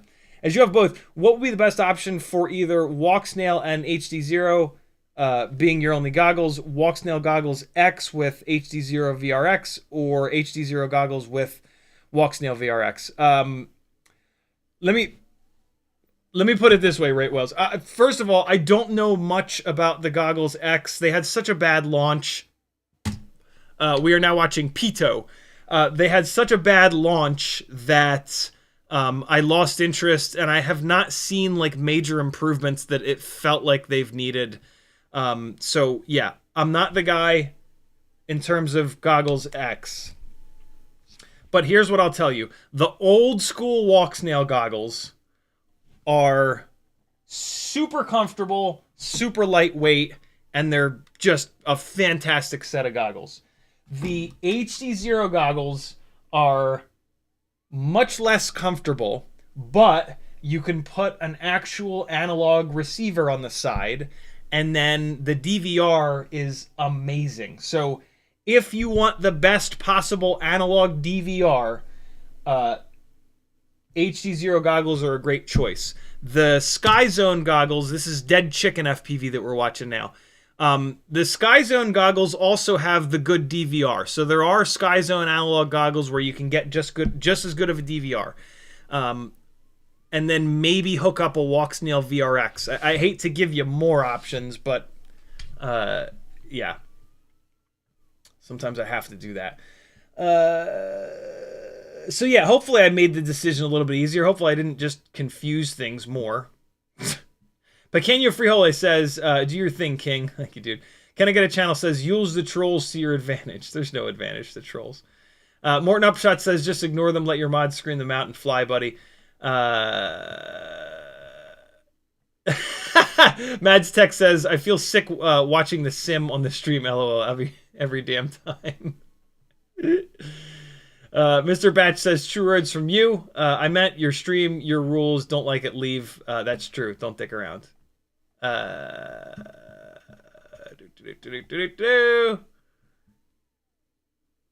Justin Muller says, I totally must say, though, I live in a high RF environment with 8 different Wi-Fi routers. There it is. There's your problem. Okay. So, yeah, that's what's going on. And Yoki says, Ciotti, you're genuinely a good-ass dude and love the community. If anyone hangs in here with the Gangly Yang just for a couple of streams and it isn't immediately apparent. Thanks, guys. Allfax has retracted a message. I was just about to read it. That's okay. All right. Rockcrawler says, should we be seeing the video he's referencing? Yeah, sorry, guys. I didn't realize I was on the wrong scene. These people got me all riled up. You're watching Dead Chicken FPV right now. Okay, so let me just fly for a minute to kind of hit the reset button. Mads Tech here. Hopefully this will make you less. This will make you less dizzy. I try to fly as smooth as I can.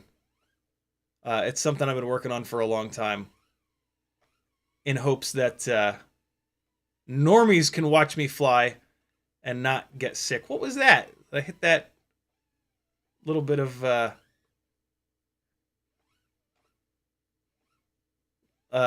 scaffolding. There you go, Matt Stack. Maybe that's less nausea-inducing for you. As I do something that's a little bit nausea-inducing. Just trying to get through that scaffolding. So I mean, in case anybody's interested in like how you can fly in a way that not just FPV pilots can kind of watch you fly and not have that like nauseous sort of reaction. It has a lot to do with the horizon line. Like everything that people have watched on TV and movies has pretty much the horizon leveled out. And so it's going to be a lot of stick coordination. If you look down at my sticks in the bottom here, in order to keep the horizon level, I have to coordinate my sticks. As I push left roll, I push left yaw. And when you do them in the same ratio, the horizon stays nice and flat. And so that's one of the big things, is to keep the horizon flat. So you do a lot of stick coordination and you fly around kind of like almost like a TinyWhoop, almost like an RC car, where like you're just sort of driving it around. You try to keep the horizon flat for as long as you can and as much as you possibly can. That, in my opinion, is the one big thing. As soon as you start doing a lot of roll stuff, you lose people. I mean, the pitch stuff is less so, because like people have seen front flips. It's still a lot. But yeah, when you start to lose the horizon and do a lot of roll stuff, that's when you get into like a lot of this stick bang kind of insanity. And that's what gets really dizzying, in my opinion. It's really hard to fly around without roll, because like even if you just want to do a 90-degree turn, like if I just want to do a 90-degree turn around this building, if I'm only using the yaw axis, yeah, I have to turn in. I have to turn in to kind of dig in. Or you do like a wide line and then you create a bunch of distance there. So if you start playing around with coordinating your roll and your yaw, it's a very different flying style, and it's really difficult, but it's super, super, super fun, and it's like a gateway into cinematic flying. And that's kind of one of the ways you can get away with a bunch of pitch, right? Like that doesn't really make you dizzy there. And it shows a really interesting perspective that you can't get from photography drones. And so there you go. The other thing though is just how quickly you roll. You can actually add some roll in and have it not be dizzying, but it has to be slow. You have to really slow it down. And in order to slow your roll down, in order to slow your roll, you've got to start connecting stuff. If you're going to roll fast, you can make lots of quick corrections and you can fly like really, in air quotes, technically, because by rolling this much, you give yourself a million little miniature opportunities to make corrections. In order to fly with really low roll rates or just only rotate slowly, like I have pretty good rates, right? This is 700 degrees a second. But I try to not use that 700 degrees a second unless I absolutely have to, or unless I'm doing it for a purpose, like to add drama, right? Like that pop of 700 degrees there is super interesting, but then you get out of it and then you start to roll a lot slower. And when you roll a lot slower like this, you're going to have to like sort of min-max everything. You're going to have to min-max like your elevation. So I'm really low, big throttle burst, and just let it hang, let it hang, let it hang, let it hang, let it hang. And then I'm really low again, and that's when I'm going to catch it. That's when I'm going to pick up the throttle again, right next to the ground, because I took this whole time to let it roll as slowly as I possibly can. And then, and so you kind of have to. If you're going to really slow your roll, you're going to have to min-max your elevation in a lot of cases. But man, does that look cool, right? Like I absolutely love the way it looks. It also comes off as like, it looks like you kind of planned that out and you really planned to jump the entire building. The other thing that's going to happen that you'll just notice happened is you're going to crash a lot. When you commit to this very slow amount of roll and pitch, in order for it to not come off as a mistake, you're going to just hit stuff. So you're going to start crashing a lot more when you start flying like this. But it's worth it. In the simulator, who cares, right? The other way to think about this, and the way that I teach this in the Fiverr sessions, is 2 words. And the words are leave it. And so like, well, let me use myself for an example. If I was instructing myself in how to build on this, I would say like, all right, I'm going to say the words leave it, and then you can't move your sticks. The only stick that you can move is the throttle. And so I would say, leave it right now. Leave it, leave it, leave it, leave it. And so now all I'm allowed to do is fly with the throttle. I can't move the roll. I can't move the pitch. I can only fly with the throttle. And I'm going to, I don't think I can do it because of the stream delay, but I'm going to try to do it in a minute. And so, yeah, another example would be leave it. Leave it. Leave the sticks. Leave the sticks. I'm allowed to fly with the throttle, but I have to leave the sticks where they are. How long can I go? Well, there's your answer. That's as long as I could go before making a correction. And when I teach people in the one-on-one sessions, I will literally make them crash. I'll tell them to leave it, leave it, leave it, leave it, leave it, leave it. They're flying with the throttle. They almost got into the building. They crashed. Who cares? You crashed. It's a simulator. It's all good. This is a drill to practice in the simulator, not in real life, because you're going to crash over and over and over again. And again, the main point is put your sticks in a position, leave them there, and fly with the throttle, and see how long you can fly with just the throttle. And you're going to crash a lot, and it's going to look terrible, but you're forcing yourself to sort of get used to min-maxing this. I still kind of haven't changed where the sticks are at. I'm still kind of flying with the throttle. Ugh. It's going to cause a lot of crashes, especially in tight areas like this. But hopefully you guys kind of are picking up what I'm putting down. This is, we're watching Quad Goblin. So like the stream delay is going to prevent him from being able to really do this. But I'm going to give you guys an example. Well, he's already actually doing it. See, look, his right stick is frozen and he's just flying with the throttle. Let me try to catch somebody that's actually not doing it. This is Pito. So if I was instructing Pito in a 5er session, I would like wait, I would wait for him to put a stick input in. I'm still kind of waiting. He is kind of doing this. Let me keep going. Dead chicken. All right, so like yeah, so he's moving the sticks around. So I would wait, and I would be like, all right, dead chicken. He's kind of doing it too. I can tell that he was dead chicken. Just fly normal. Just fly normal. Let's see what the stream delay is like. Just fly normal. Here he goes. All right, so now he's flying normal, right? So I would wait, and I would be like, okay, ready? And I'm going to wait for him to, like, do something with both roll and pitch. So this is all fine. We're just navigating. That's okay. That's okay. I'm going to wait for... Leave it right there. Bang. Leave that. And so he had that big roll rotation, and I would force him to leave that stick input and only fly with the throttle. That's what we're trying to do. And it's like I said, you're going to crash a lot, but it is going to force you to work the throttle. The reason why this works, Shookster, we're going to watch you in a second. I forgot to hit on this. The reason that this works is that we have this tendency to like do a move and then finish the move, and then like, all right, cool, where's the next move? There's the next move. All right, cool, I finished that move. All right, I want to play around with this tree. All right, next move, orbit, and we're going to do an orbit.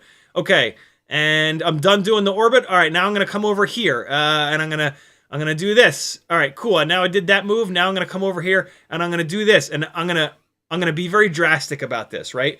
And so it's like, all right, I'm going to come over here, and then, okay, I'm going to do this. All right, I want to interact with this thing. Cool. I went through there. All right, I'm going to move over here. All right, I'm not lined up right. I'm going to move over here. See all the wiggling? If you've ever caught yourself doing this wiggling, this is what we're trying to break you out of. This whole, like, leave the sticks where they are is one of the best ways to get you out of that. And it's connecting everything. All we're really doing is teaching you how to connect all of this stuff. It accomplishes a couple things at once, which is really slick.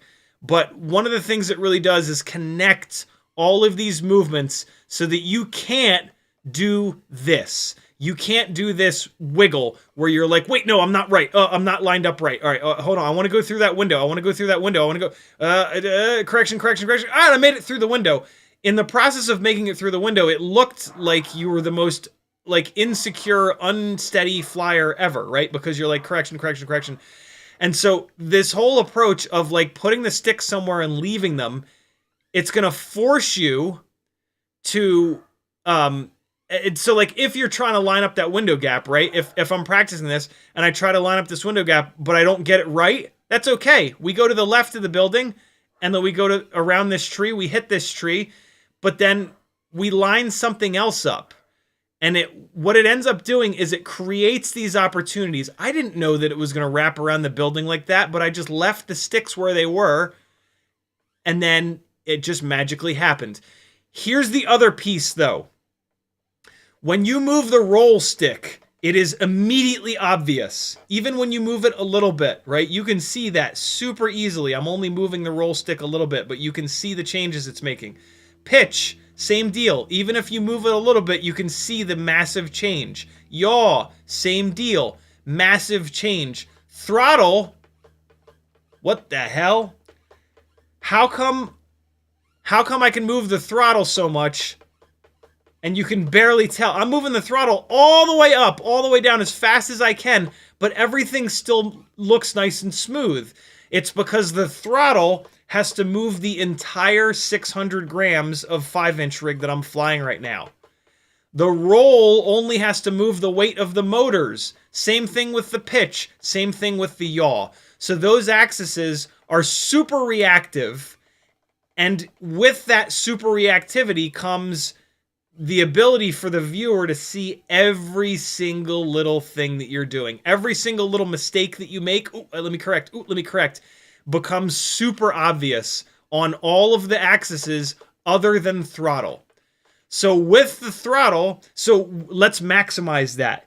And let's fly in a way that looks as smooth as possible. Well, what does that mean? That means that you can use a lot of throttle, but you can only use a little bit of roll. And so when you're practicing, that's what you want to practice. Use as little roll and pitch and yaw as you possibly can, but use all the throttle. Look at my stick inputs. Look at how much I'm moving the throttle. But well, now you can tell.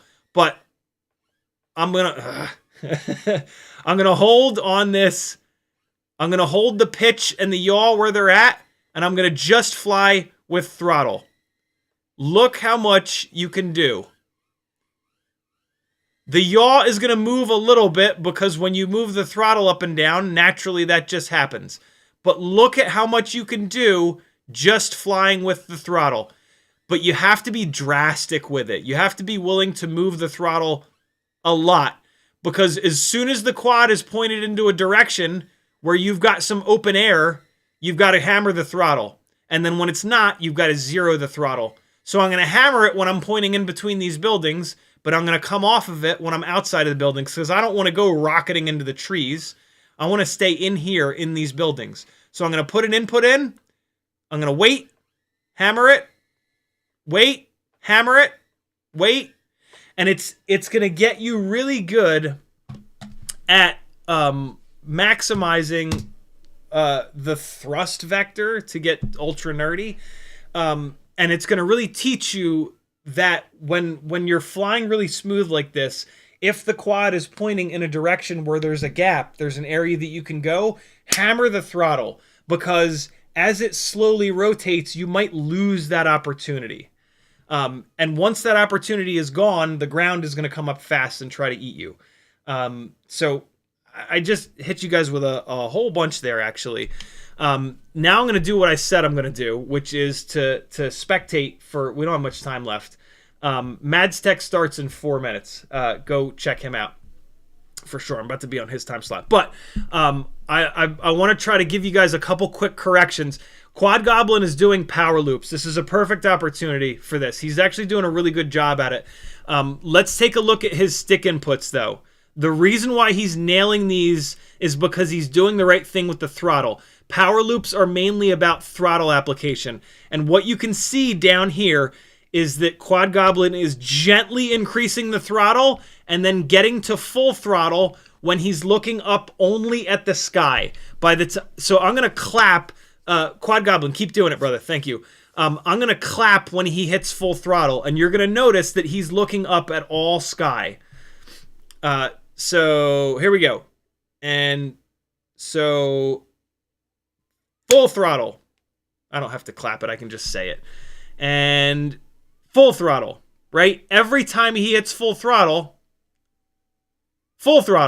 he's looking up at the clouds. The reason why that works is the up tilt. If you hold your quad that has 20 or 30 degrees of up tilt and you point the camera straight up where you're looking at all sky, you'll notice that the quad is sitting like this. And when you're doing a power loop, once you get to this point, this is where you want to be full throttle because it's going to be sending you up and back. You come into the power loop with a bunch of forward momentum. You have to kill that forward momentum. Going full throttle when the quad is like this is going to kill that forward momentum.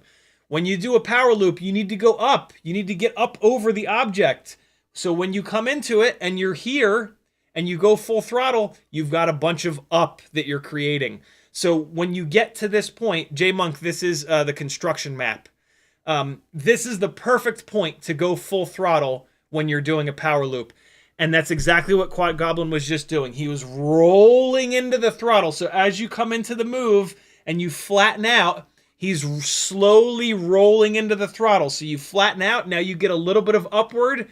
As you get to full throttle, you're at 45 degrees basically. And that's going to give you the rest of the up and just as much back as you need.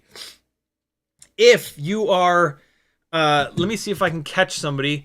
Everybody do power loops. Let me try to catch somebody making some mistakes on power loops.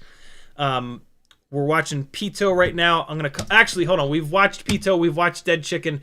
We're going to watch Skookster for a second here. Skookster's doing some power loops. All right, here we go. Great example. Thank you for that, Skookster. Did you guys notice that power loop went up really high, but it didn't travel backwards very far? This is the biggest mistake. There's another one. This is the biggest mistake people make with power loops. Scooster, thank you so much for making this mistake because it's going to help a shitload of people. He just fixed the mistake. He just did a power loop where he traveled backwards far enough, and now he's fixing the mistake again. The problem is you give too much throttle too early. This area right here that Skookster is in is the perfect spot to practice this. There's nothing to hit, but the buildings on your sides are going to show you how far back you're pushing yourself. And he is fixing this issue as I'm talking through this. Oh, fuck. Sorry. God damn it. Thank you guys for letting me know. All right, so you guys missed the mistake that... All right, so I'm gonna show you the mistake. The only way for me to do this quickly is for me to show you the mistake. Hang on. Yeah. So the mistake that most people make with power loops, and what I was saying in here, this is the perfect spot to practice this, especially if you're just getting started with power loops. The mistake that most people make is this. They get no backwards throw. So if I'm trying to, like, this is what I'm trying to do. I'm trying to power loop this whole area. We're pretending that there's like a walking bridge in between these two buildings. So what I want to do is this. This is what a power loop looks like, right? You go into it low, you go up, you go back, you come back down, and then you go back through the object, right? So this is a perfect area to practice this in. You can see right now I didn't get the same amount of backwards throw, but most folks that are having problems with power loops, this is what they do. They come into it, they hammer the throttle, they jump off the throttle. And they either continue traveling forward or they just stop. And they go straight up and then they come straight down. I'm being super drastic with it. And the problem is they're not rolling into the throttle. They are just going full throttle and then they're chopping the throttle. And they're not giving themselves any backwards throw. If you look down at my stick overlay, they're going full throttle and then off. They're not rolling into it. Watch the difference. I'm going to roll slowly into the throttle on this one. Ready? Slowly, slowly, slowly, slowly, and then full throttle. See that? You give yourself time. As you're rolling into the throttle slowly, you're going to go upwards, but then you have to kill all that forward momentum. You have no downward momentum, right? You fly into a power loop flat. So there's no downward momentum that you have to fight. So you don't really need to send yourself up that much. There is a bunch of forward momentum. How do we beat forward momentum? We look straight up and we throttle, right? And so with a power loop, right here is not where you want full throttle. because all it's doing is sending you upwards. You don't want to go upwards. You need to go backwards. You need to kill that forward momentum. So when you're starting it, you want to be gentle on the throttle, and then you want more. You want all the throttle to throw you back to kill that forward momentum. Also, if you're flying really fast, you have more forward momentum to kill.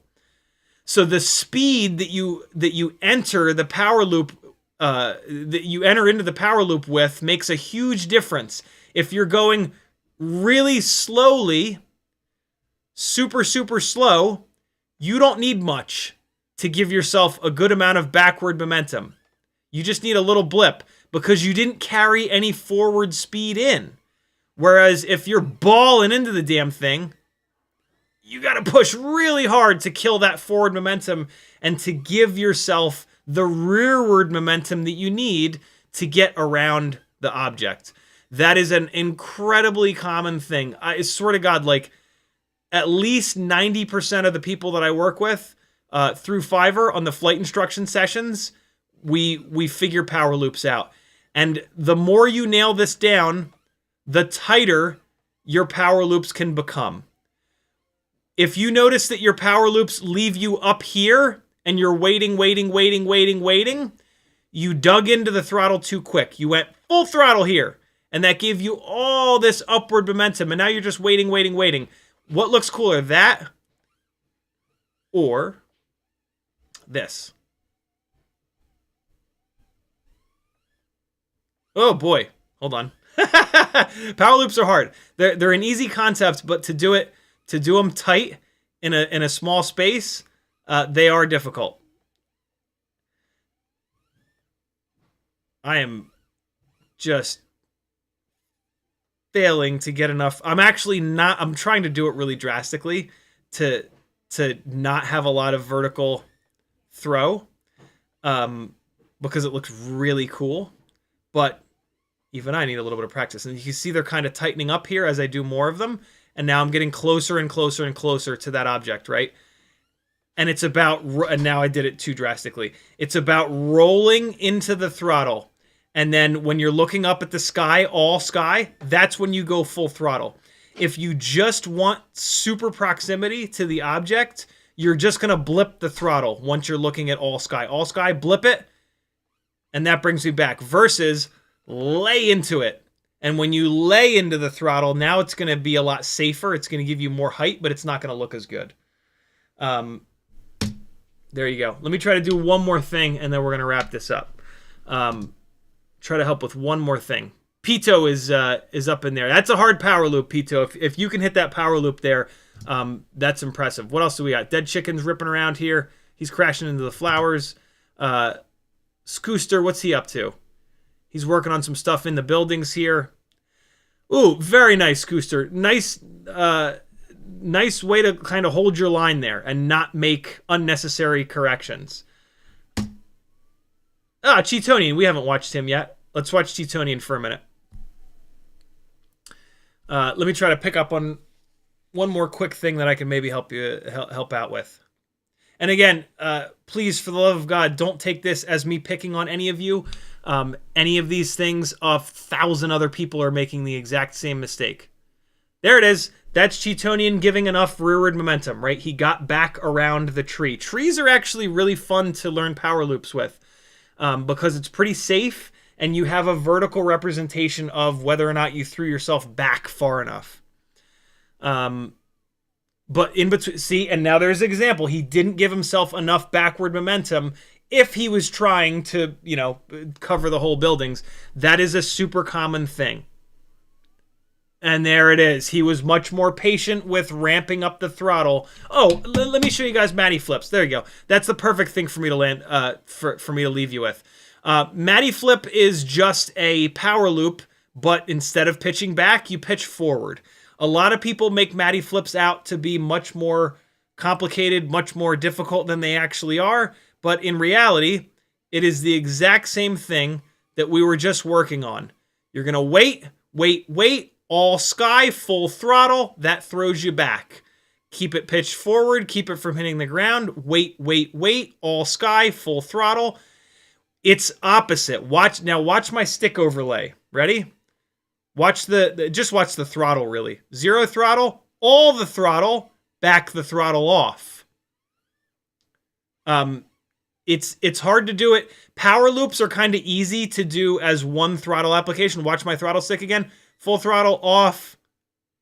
Roll into it, fly it forward, ramp it up, full throttle off, right? It's easy to do sort of one-dimensional, in a way, power loops. Matty flips, it tends to be a double throttle application. Full throttle when you're all sky, back it off. And then you got to generate that forward momentum again, so a lot of times it's like a double, you see that like double throttle application. 0 throttle when you're falling down, all sky, hammer it. Give yourself the backward momentum. Maintenance throttle, maintenance throttle. You typically don't do 2 trippy spins in a row, but you certainly can. But you see, it's a little bit more work on the throttle. But at its heart, it's a backwards power loop. Instead of ramping up, you're going full throttle immediately and then ramping down. So instead of power loops where you slowly increase and then when you get to the sky, you go full throttle. It's the complete opposite of that. You wait with 0, full throttle, and then ramp it down, and then maintenance throttle to get yourself back. Full throttle, and then ramp it down. Full throttle, ramp it down. And so, in between 2 buildings like this is the perfect space to practice it. And then when you start doing it around objects, try to find an object that's pretty high, but it's the same exact thing. There's certainly some more nuance to it, but when you see sky, all sky, that's when you hit full throttle. You see that? You just wait. You throw it over the object and you wait. And when you get that full sky in your view, that's when you're going to hit full throttle. And it's the same deal. The reason why that works is that you're carrying forward momentum. You're coming off the throttle completely because you don't want to drive yourself into the ground in the same way that with a power loop, once you get to here, you want to be 0 throttle because you don't want to drive yourself into the ground, right? So 0 throttle, 0 throttle, 0 throttle, 0, 0, 0, 0, 0. Here comes the camera. Once the camera is looking straight up, all sky, look where the quad is. It is rotated all the way around. It's falling down and it's going forward. And so perfect. This is where you go full throttle. It gives you upward to keep you from hitting the ground, and it gives you backwards to pull you back through that object. And so all sky is when you go full throttle, and then that keeps you from hitting the ground, and that generates rearward momentum, and then you continue that pitch forward, and then you figure something out. You can turn it around at that point. It doesn't really matter. But that's the key thing, and that's why with a power loop, with a Matty flip, hitting all the wrong buttons on the thing. That's why if you put the throttle on in the right spot, it'll shoot you right back. You just have to pre-plan it. Like with a power loop, you look at the object all the way through it, and then you just throw yourself safely up and over it. With a Matty flip, you look at the object and then you lose it. And you have to have been set up properly for it. And one of the other ways to kind of nail these down is to put the object on. This is a much harder way to learn these. If you put, so the top board here, the top board is the thing that I'm wrapping around. If I put this top board at the upper third, exactly where it is right now, the upper third of the screen, you can try to leave it there. Boy, is it hard to do in proximity like this. Is there a little bit of a bigger gap here? This is how you learn proximity Matty flips. Put the horizontal object at the top third and try to leave it there. This is too small. This is too tight of a gap to do this. Well, they're kind of getting it. See how it's really off the top of the screen. If we had a map with like, hold on, we can do it super quick. This is the next level. This is Matty Flips 102. Let's go to Coastal. Perfect. Coastal is the perfect map for this. Here we go. Come on, come on, come on, come on. Blue Sky says, thanks for the tips. You're certainly welcome. All right, perfect. All these coastal maps are great because they got these big bastards. All right? So, oh, even better. Cranes, cranes, cranes, cranes, cranes. Cranes are how you learn this. So you put the horizontal part of the crane in the upper third, right there. And you try to leave it there. Upper third, and leave it there. And this is how you learn proximity Matty Flips. And if anything, you want to let it drift upwards, as you're seeing me do. What you can't do is let it drift downwards. If you let it drift downwards too much, you're just full throttle the entire time. Also, when you lose proximity, you end up going full throttle all the time. But yeah, that's one of the other ways to learn a more proximity Matty Flip, is to try to put that horizontal object that you're flipping around in the top part of the screen. That is going to keep your thrust vector where it needs to be. It's similar to if you're dialing in on your orbits, you're going to put the object in the inside third of the screen, because all an orbit is flying past and turning, flying past and turning, but you're turning the entire time. And so for a flat orbit, let me get a little closer. For a flat orbit, you have to put that object on the inner third. You can do orbits with the object off on the outside of the screen, but look what happens to the horizon. You have to lose the horizon and make all this angle, because I'm no longer flying past this and turning, right? In order to fly past it and turn, if I'm going to turn left, it has to be on the left, and then I turn to the left, and then I turn to the left. And if you just constantly turn to the left, you're constantly flying past it and then turning into it. The Matty Flips are the same way. If the object is on the top of the screen, I'm flying past it and then turning into it. Flying past it and then turning back into it. Flying past it and then turning back into it. This will change a little bit with up tilt. What is it? More up tilt. No, that's the camera FOV. How do I adjust up tilt? Is it? Nope.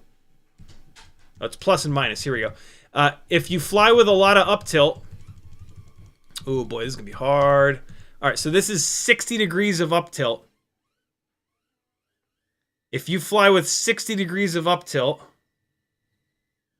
you're a lunatic. I think you can bring the object down further. Yeah, you can bring the object down further. So with enough up tilt, you can put the object in the middle or even the bottom part of the screen. Alternatively, with no up tilt, if you're going to fly 0 up tilt, it's going to make these a lot harder because the object is going to be all the way on the top of the screen. Oh boy, does that feel weird to go from 60 to 0. So with 0 up tilt,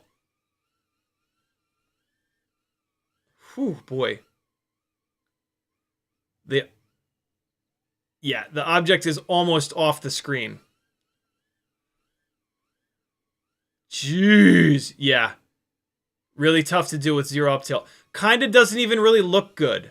Doesn't look good because you can't see the object. You're just doing these like rotations out in the middle of space. Whew, wow, I've never tried Matty Flips at 0 up tilt before. God damn, that is it doesn't look right. It's not the trick to do with 0 up tilt. 30 degrees is sort of the magic number. And then, you know, you can get stuff at like doing it in through. You can get good at crashing. There you go, guys.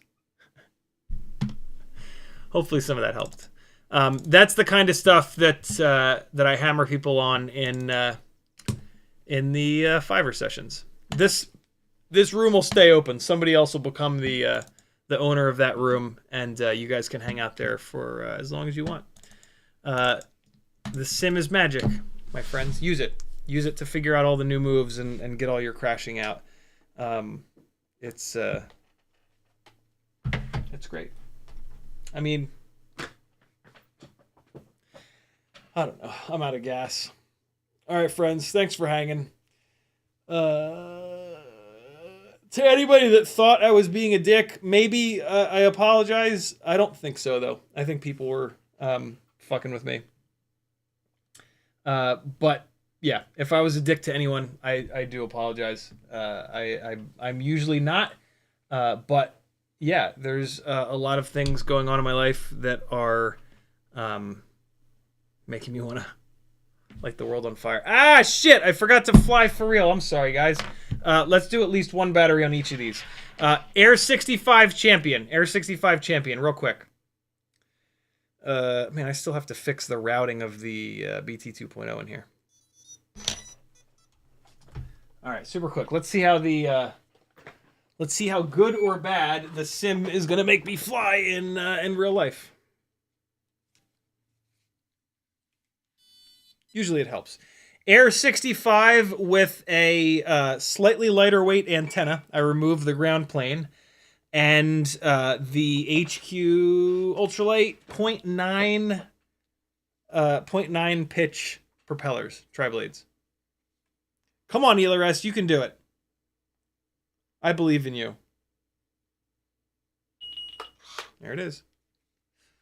Air 65 Champion. Hey. All right, big adjustment. Hey, okay. Oh no. No, no, no. Not like this. Not like this.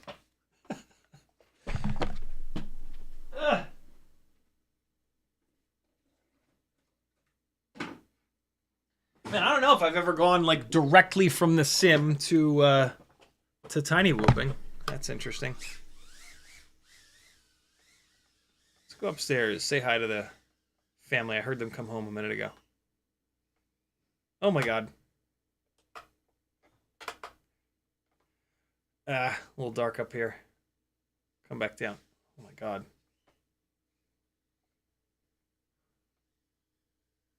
Tedwardo, lead me down the stairs, buddy.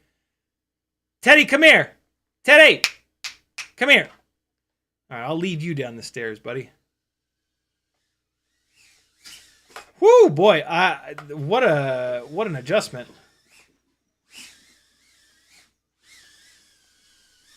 There he is, trotting along.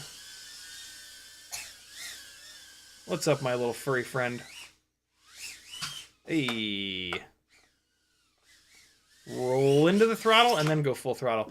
Man, what is really tripping me up is when you're flying 5-inch rigs, everything happens in slow motion. When you're flying TinyWhoops, everything happens in fast forward. And so I'm having a hard time speeding myself up enough.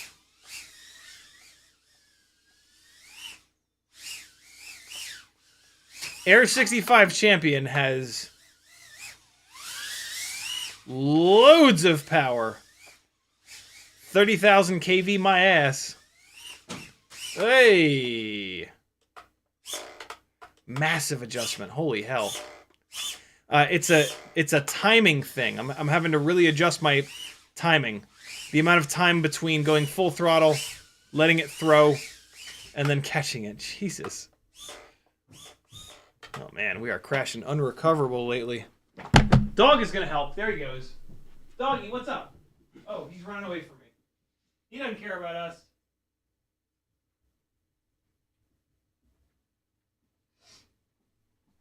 Never forget that when you go between two different rigs, when you go between TinyWhoops and the simulator, even just like the simulator and real life, there's going to be a big adjustment period. The timing of your inputs, the way that the rig is moving around in free space, the momentum that it's carrying, those things all change, and they're big adjustments.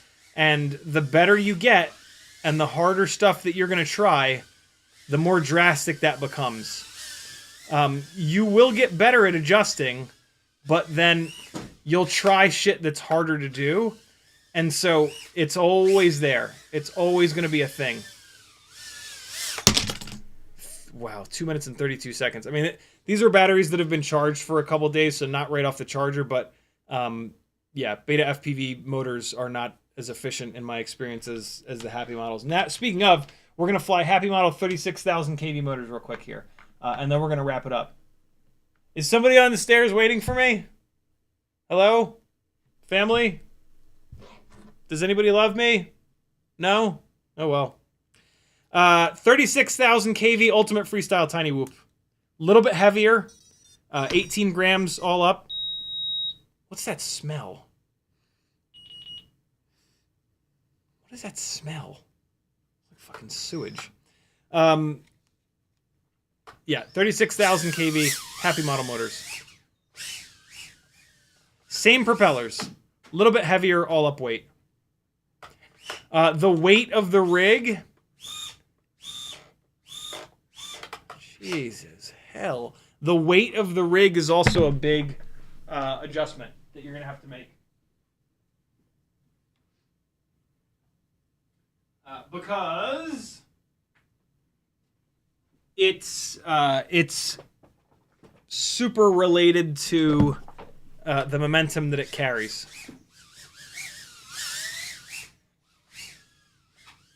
Jesus.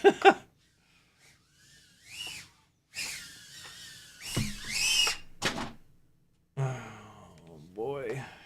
This is unbelievable. Teddy, goddamn you! What are you doing? Get out of here! Stop it! Stop kicking everything! Jesus!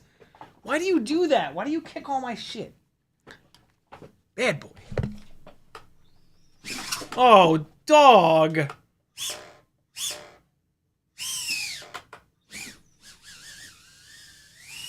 Oh my god! What the hell, man? Alright. Camera field of view is another thing that you'll have to adjust to. This is a Runcam Nano 3. A little bit of a shallower field of view than the CO3 that we were just flying. Wow. So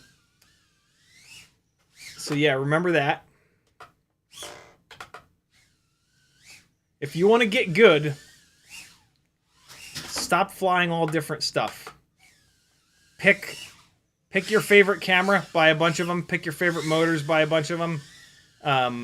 Pick your favorite propellers. Or just, they don't even have to be your favorites, just pick.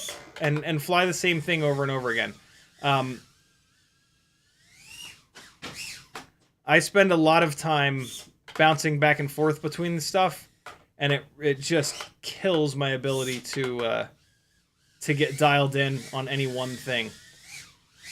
There was when I was in the part of FPV where I wanted to get really good, I didn't do that. I flew the same thing over and over again.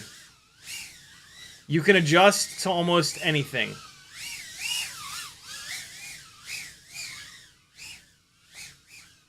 Ah.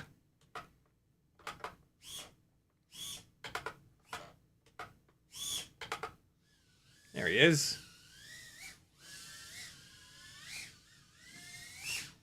Oh, God.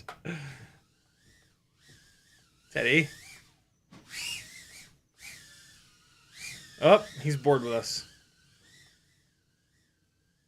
He's grown tired of us. How dare he?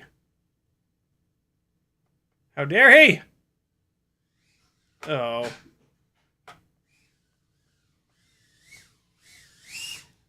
Hey, oh. Wow. Rough day. Rough life. This is my full-time job, friends. If you like these live streams and want to see them continue, head on over to CiottiFPV.com and pick any number of different ways that you can support the insanity. Patreon helps me out the most, and you get the most benefits. Full access to the Discord channel. Oh my god. Can I maybe get it out of here? I doubt it. Fuck. There's a Fiverr page where you can work one-on-one with me to fly better, build better, tune better. There's an Etsy store with all kinds of good stuff. And, yeah.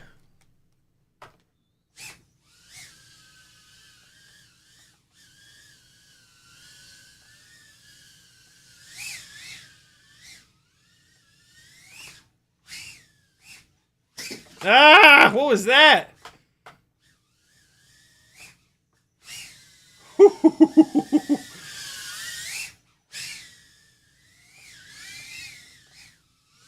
There we go. We got a little run on.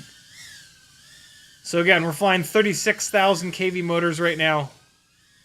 Ooh, this battery's done. Where are my battery warnings? What the hell? All right, we ran this battery down a little bit too low, but look at the difference in runtime. 3 minutes and 29 seconds. Why did I get no... Why did I get no warnings? That was weird. If you're not getting any warnings, here's how you troubleshoot that. I gotta do this right now or I won't do it.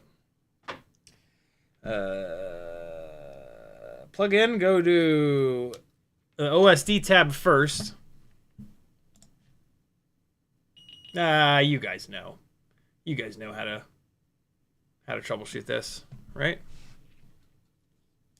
Do I need to show you? I'll show you, just in case somebody's new. Come on, Betaflight, please launch. Please take less time to launch.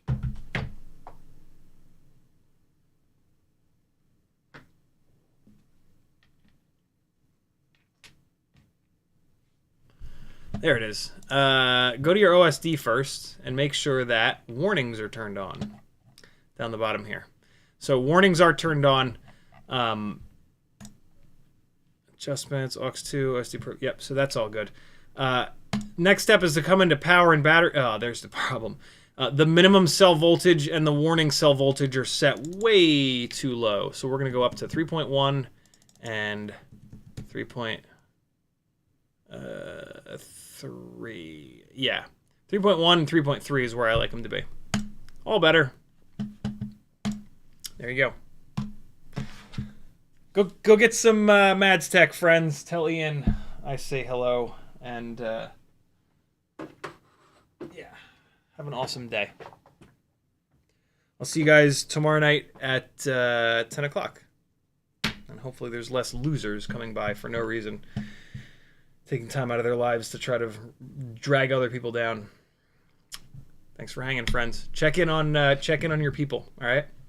Send a text. Call somebody. Tell someone that you're hanging with them. And then hang with them. Love you, bye! I'm not ready.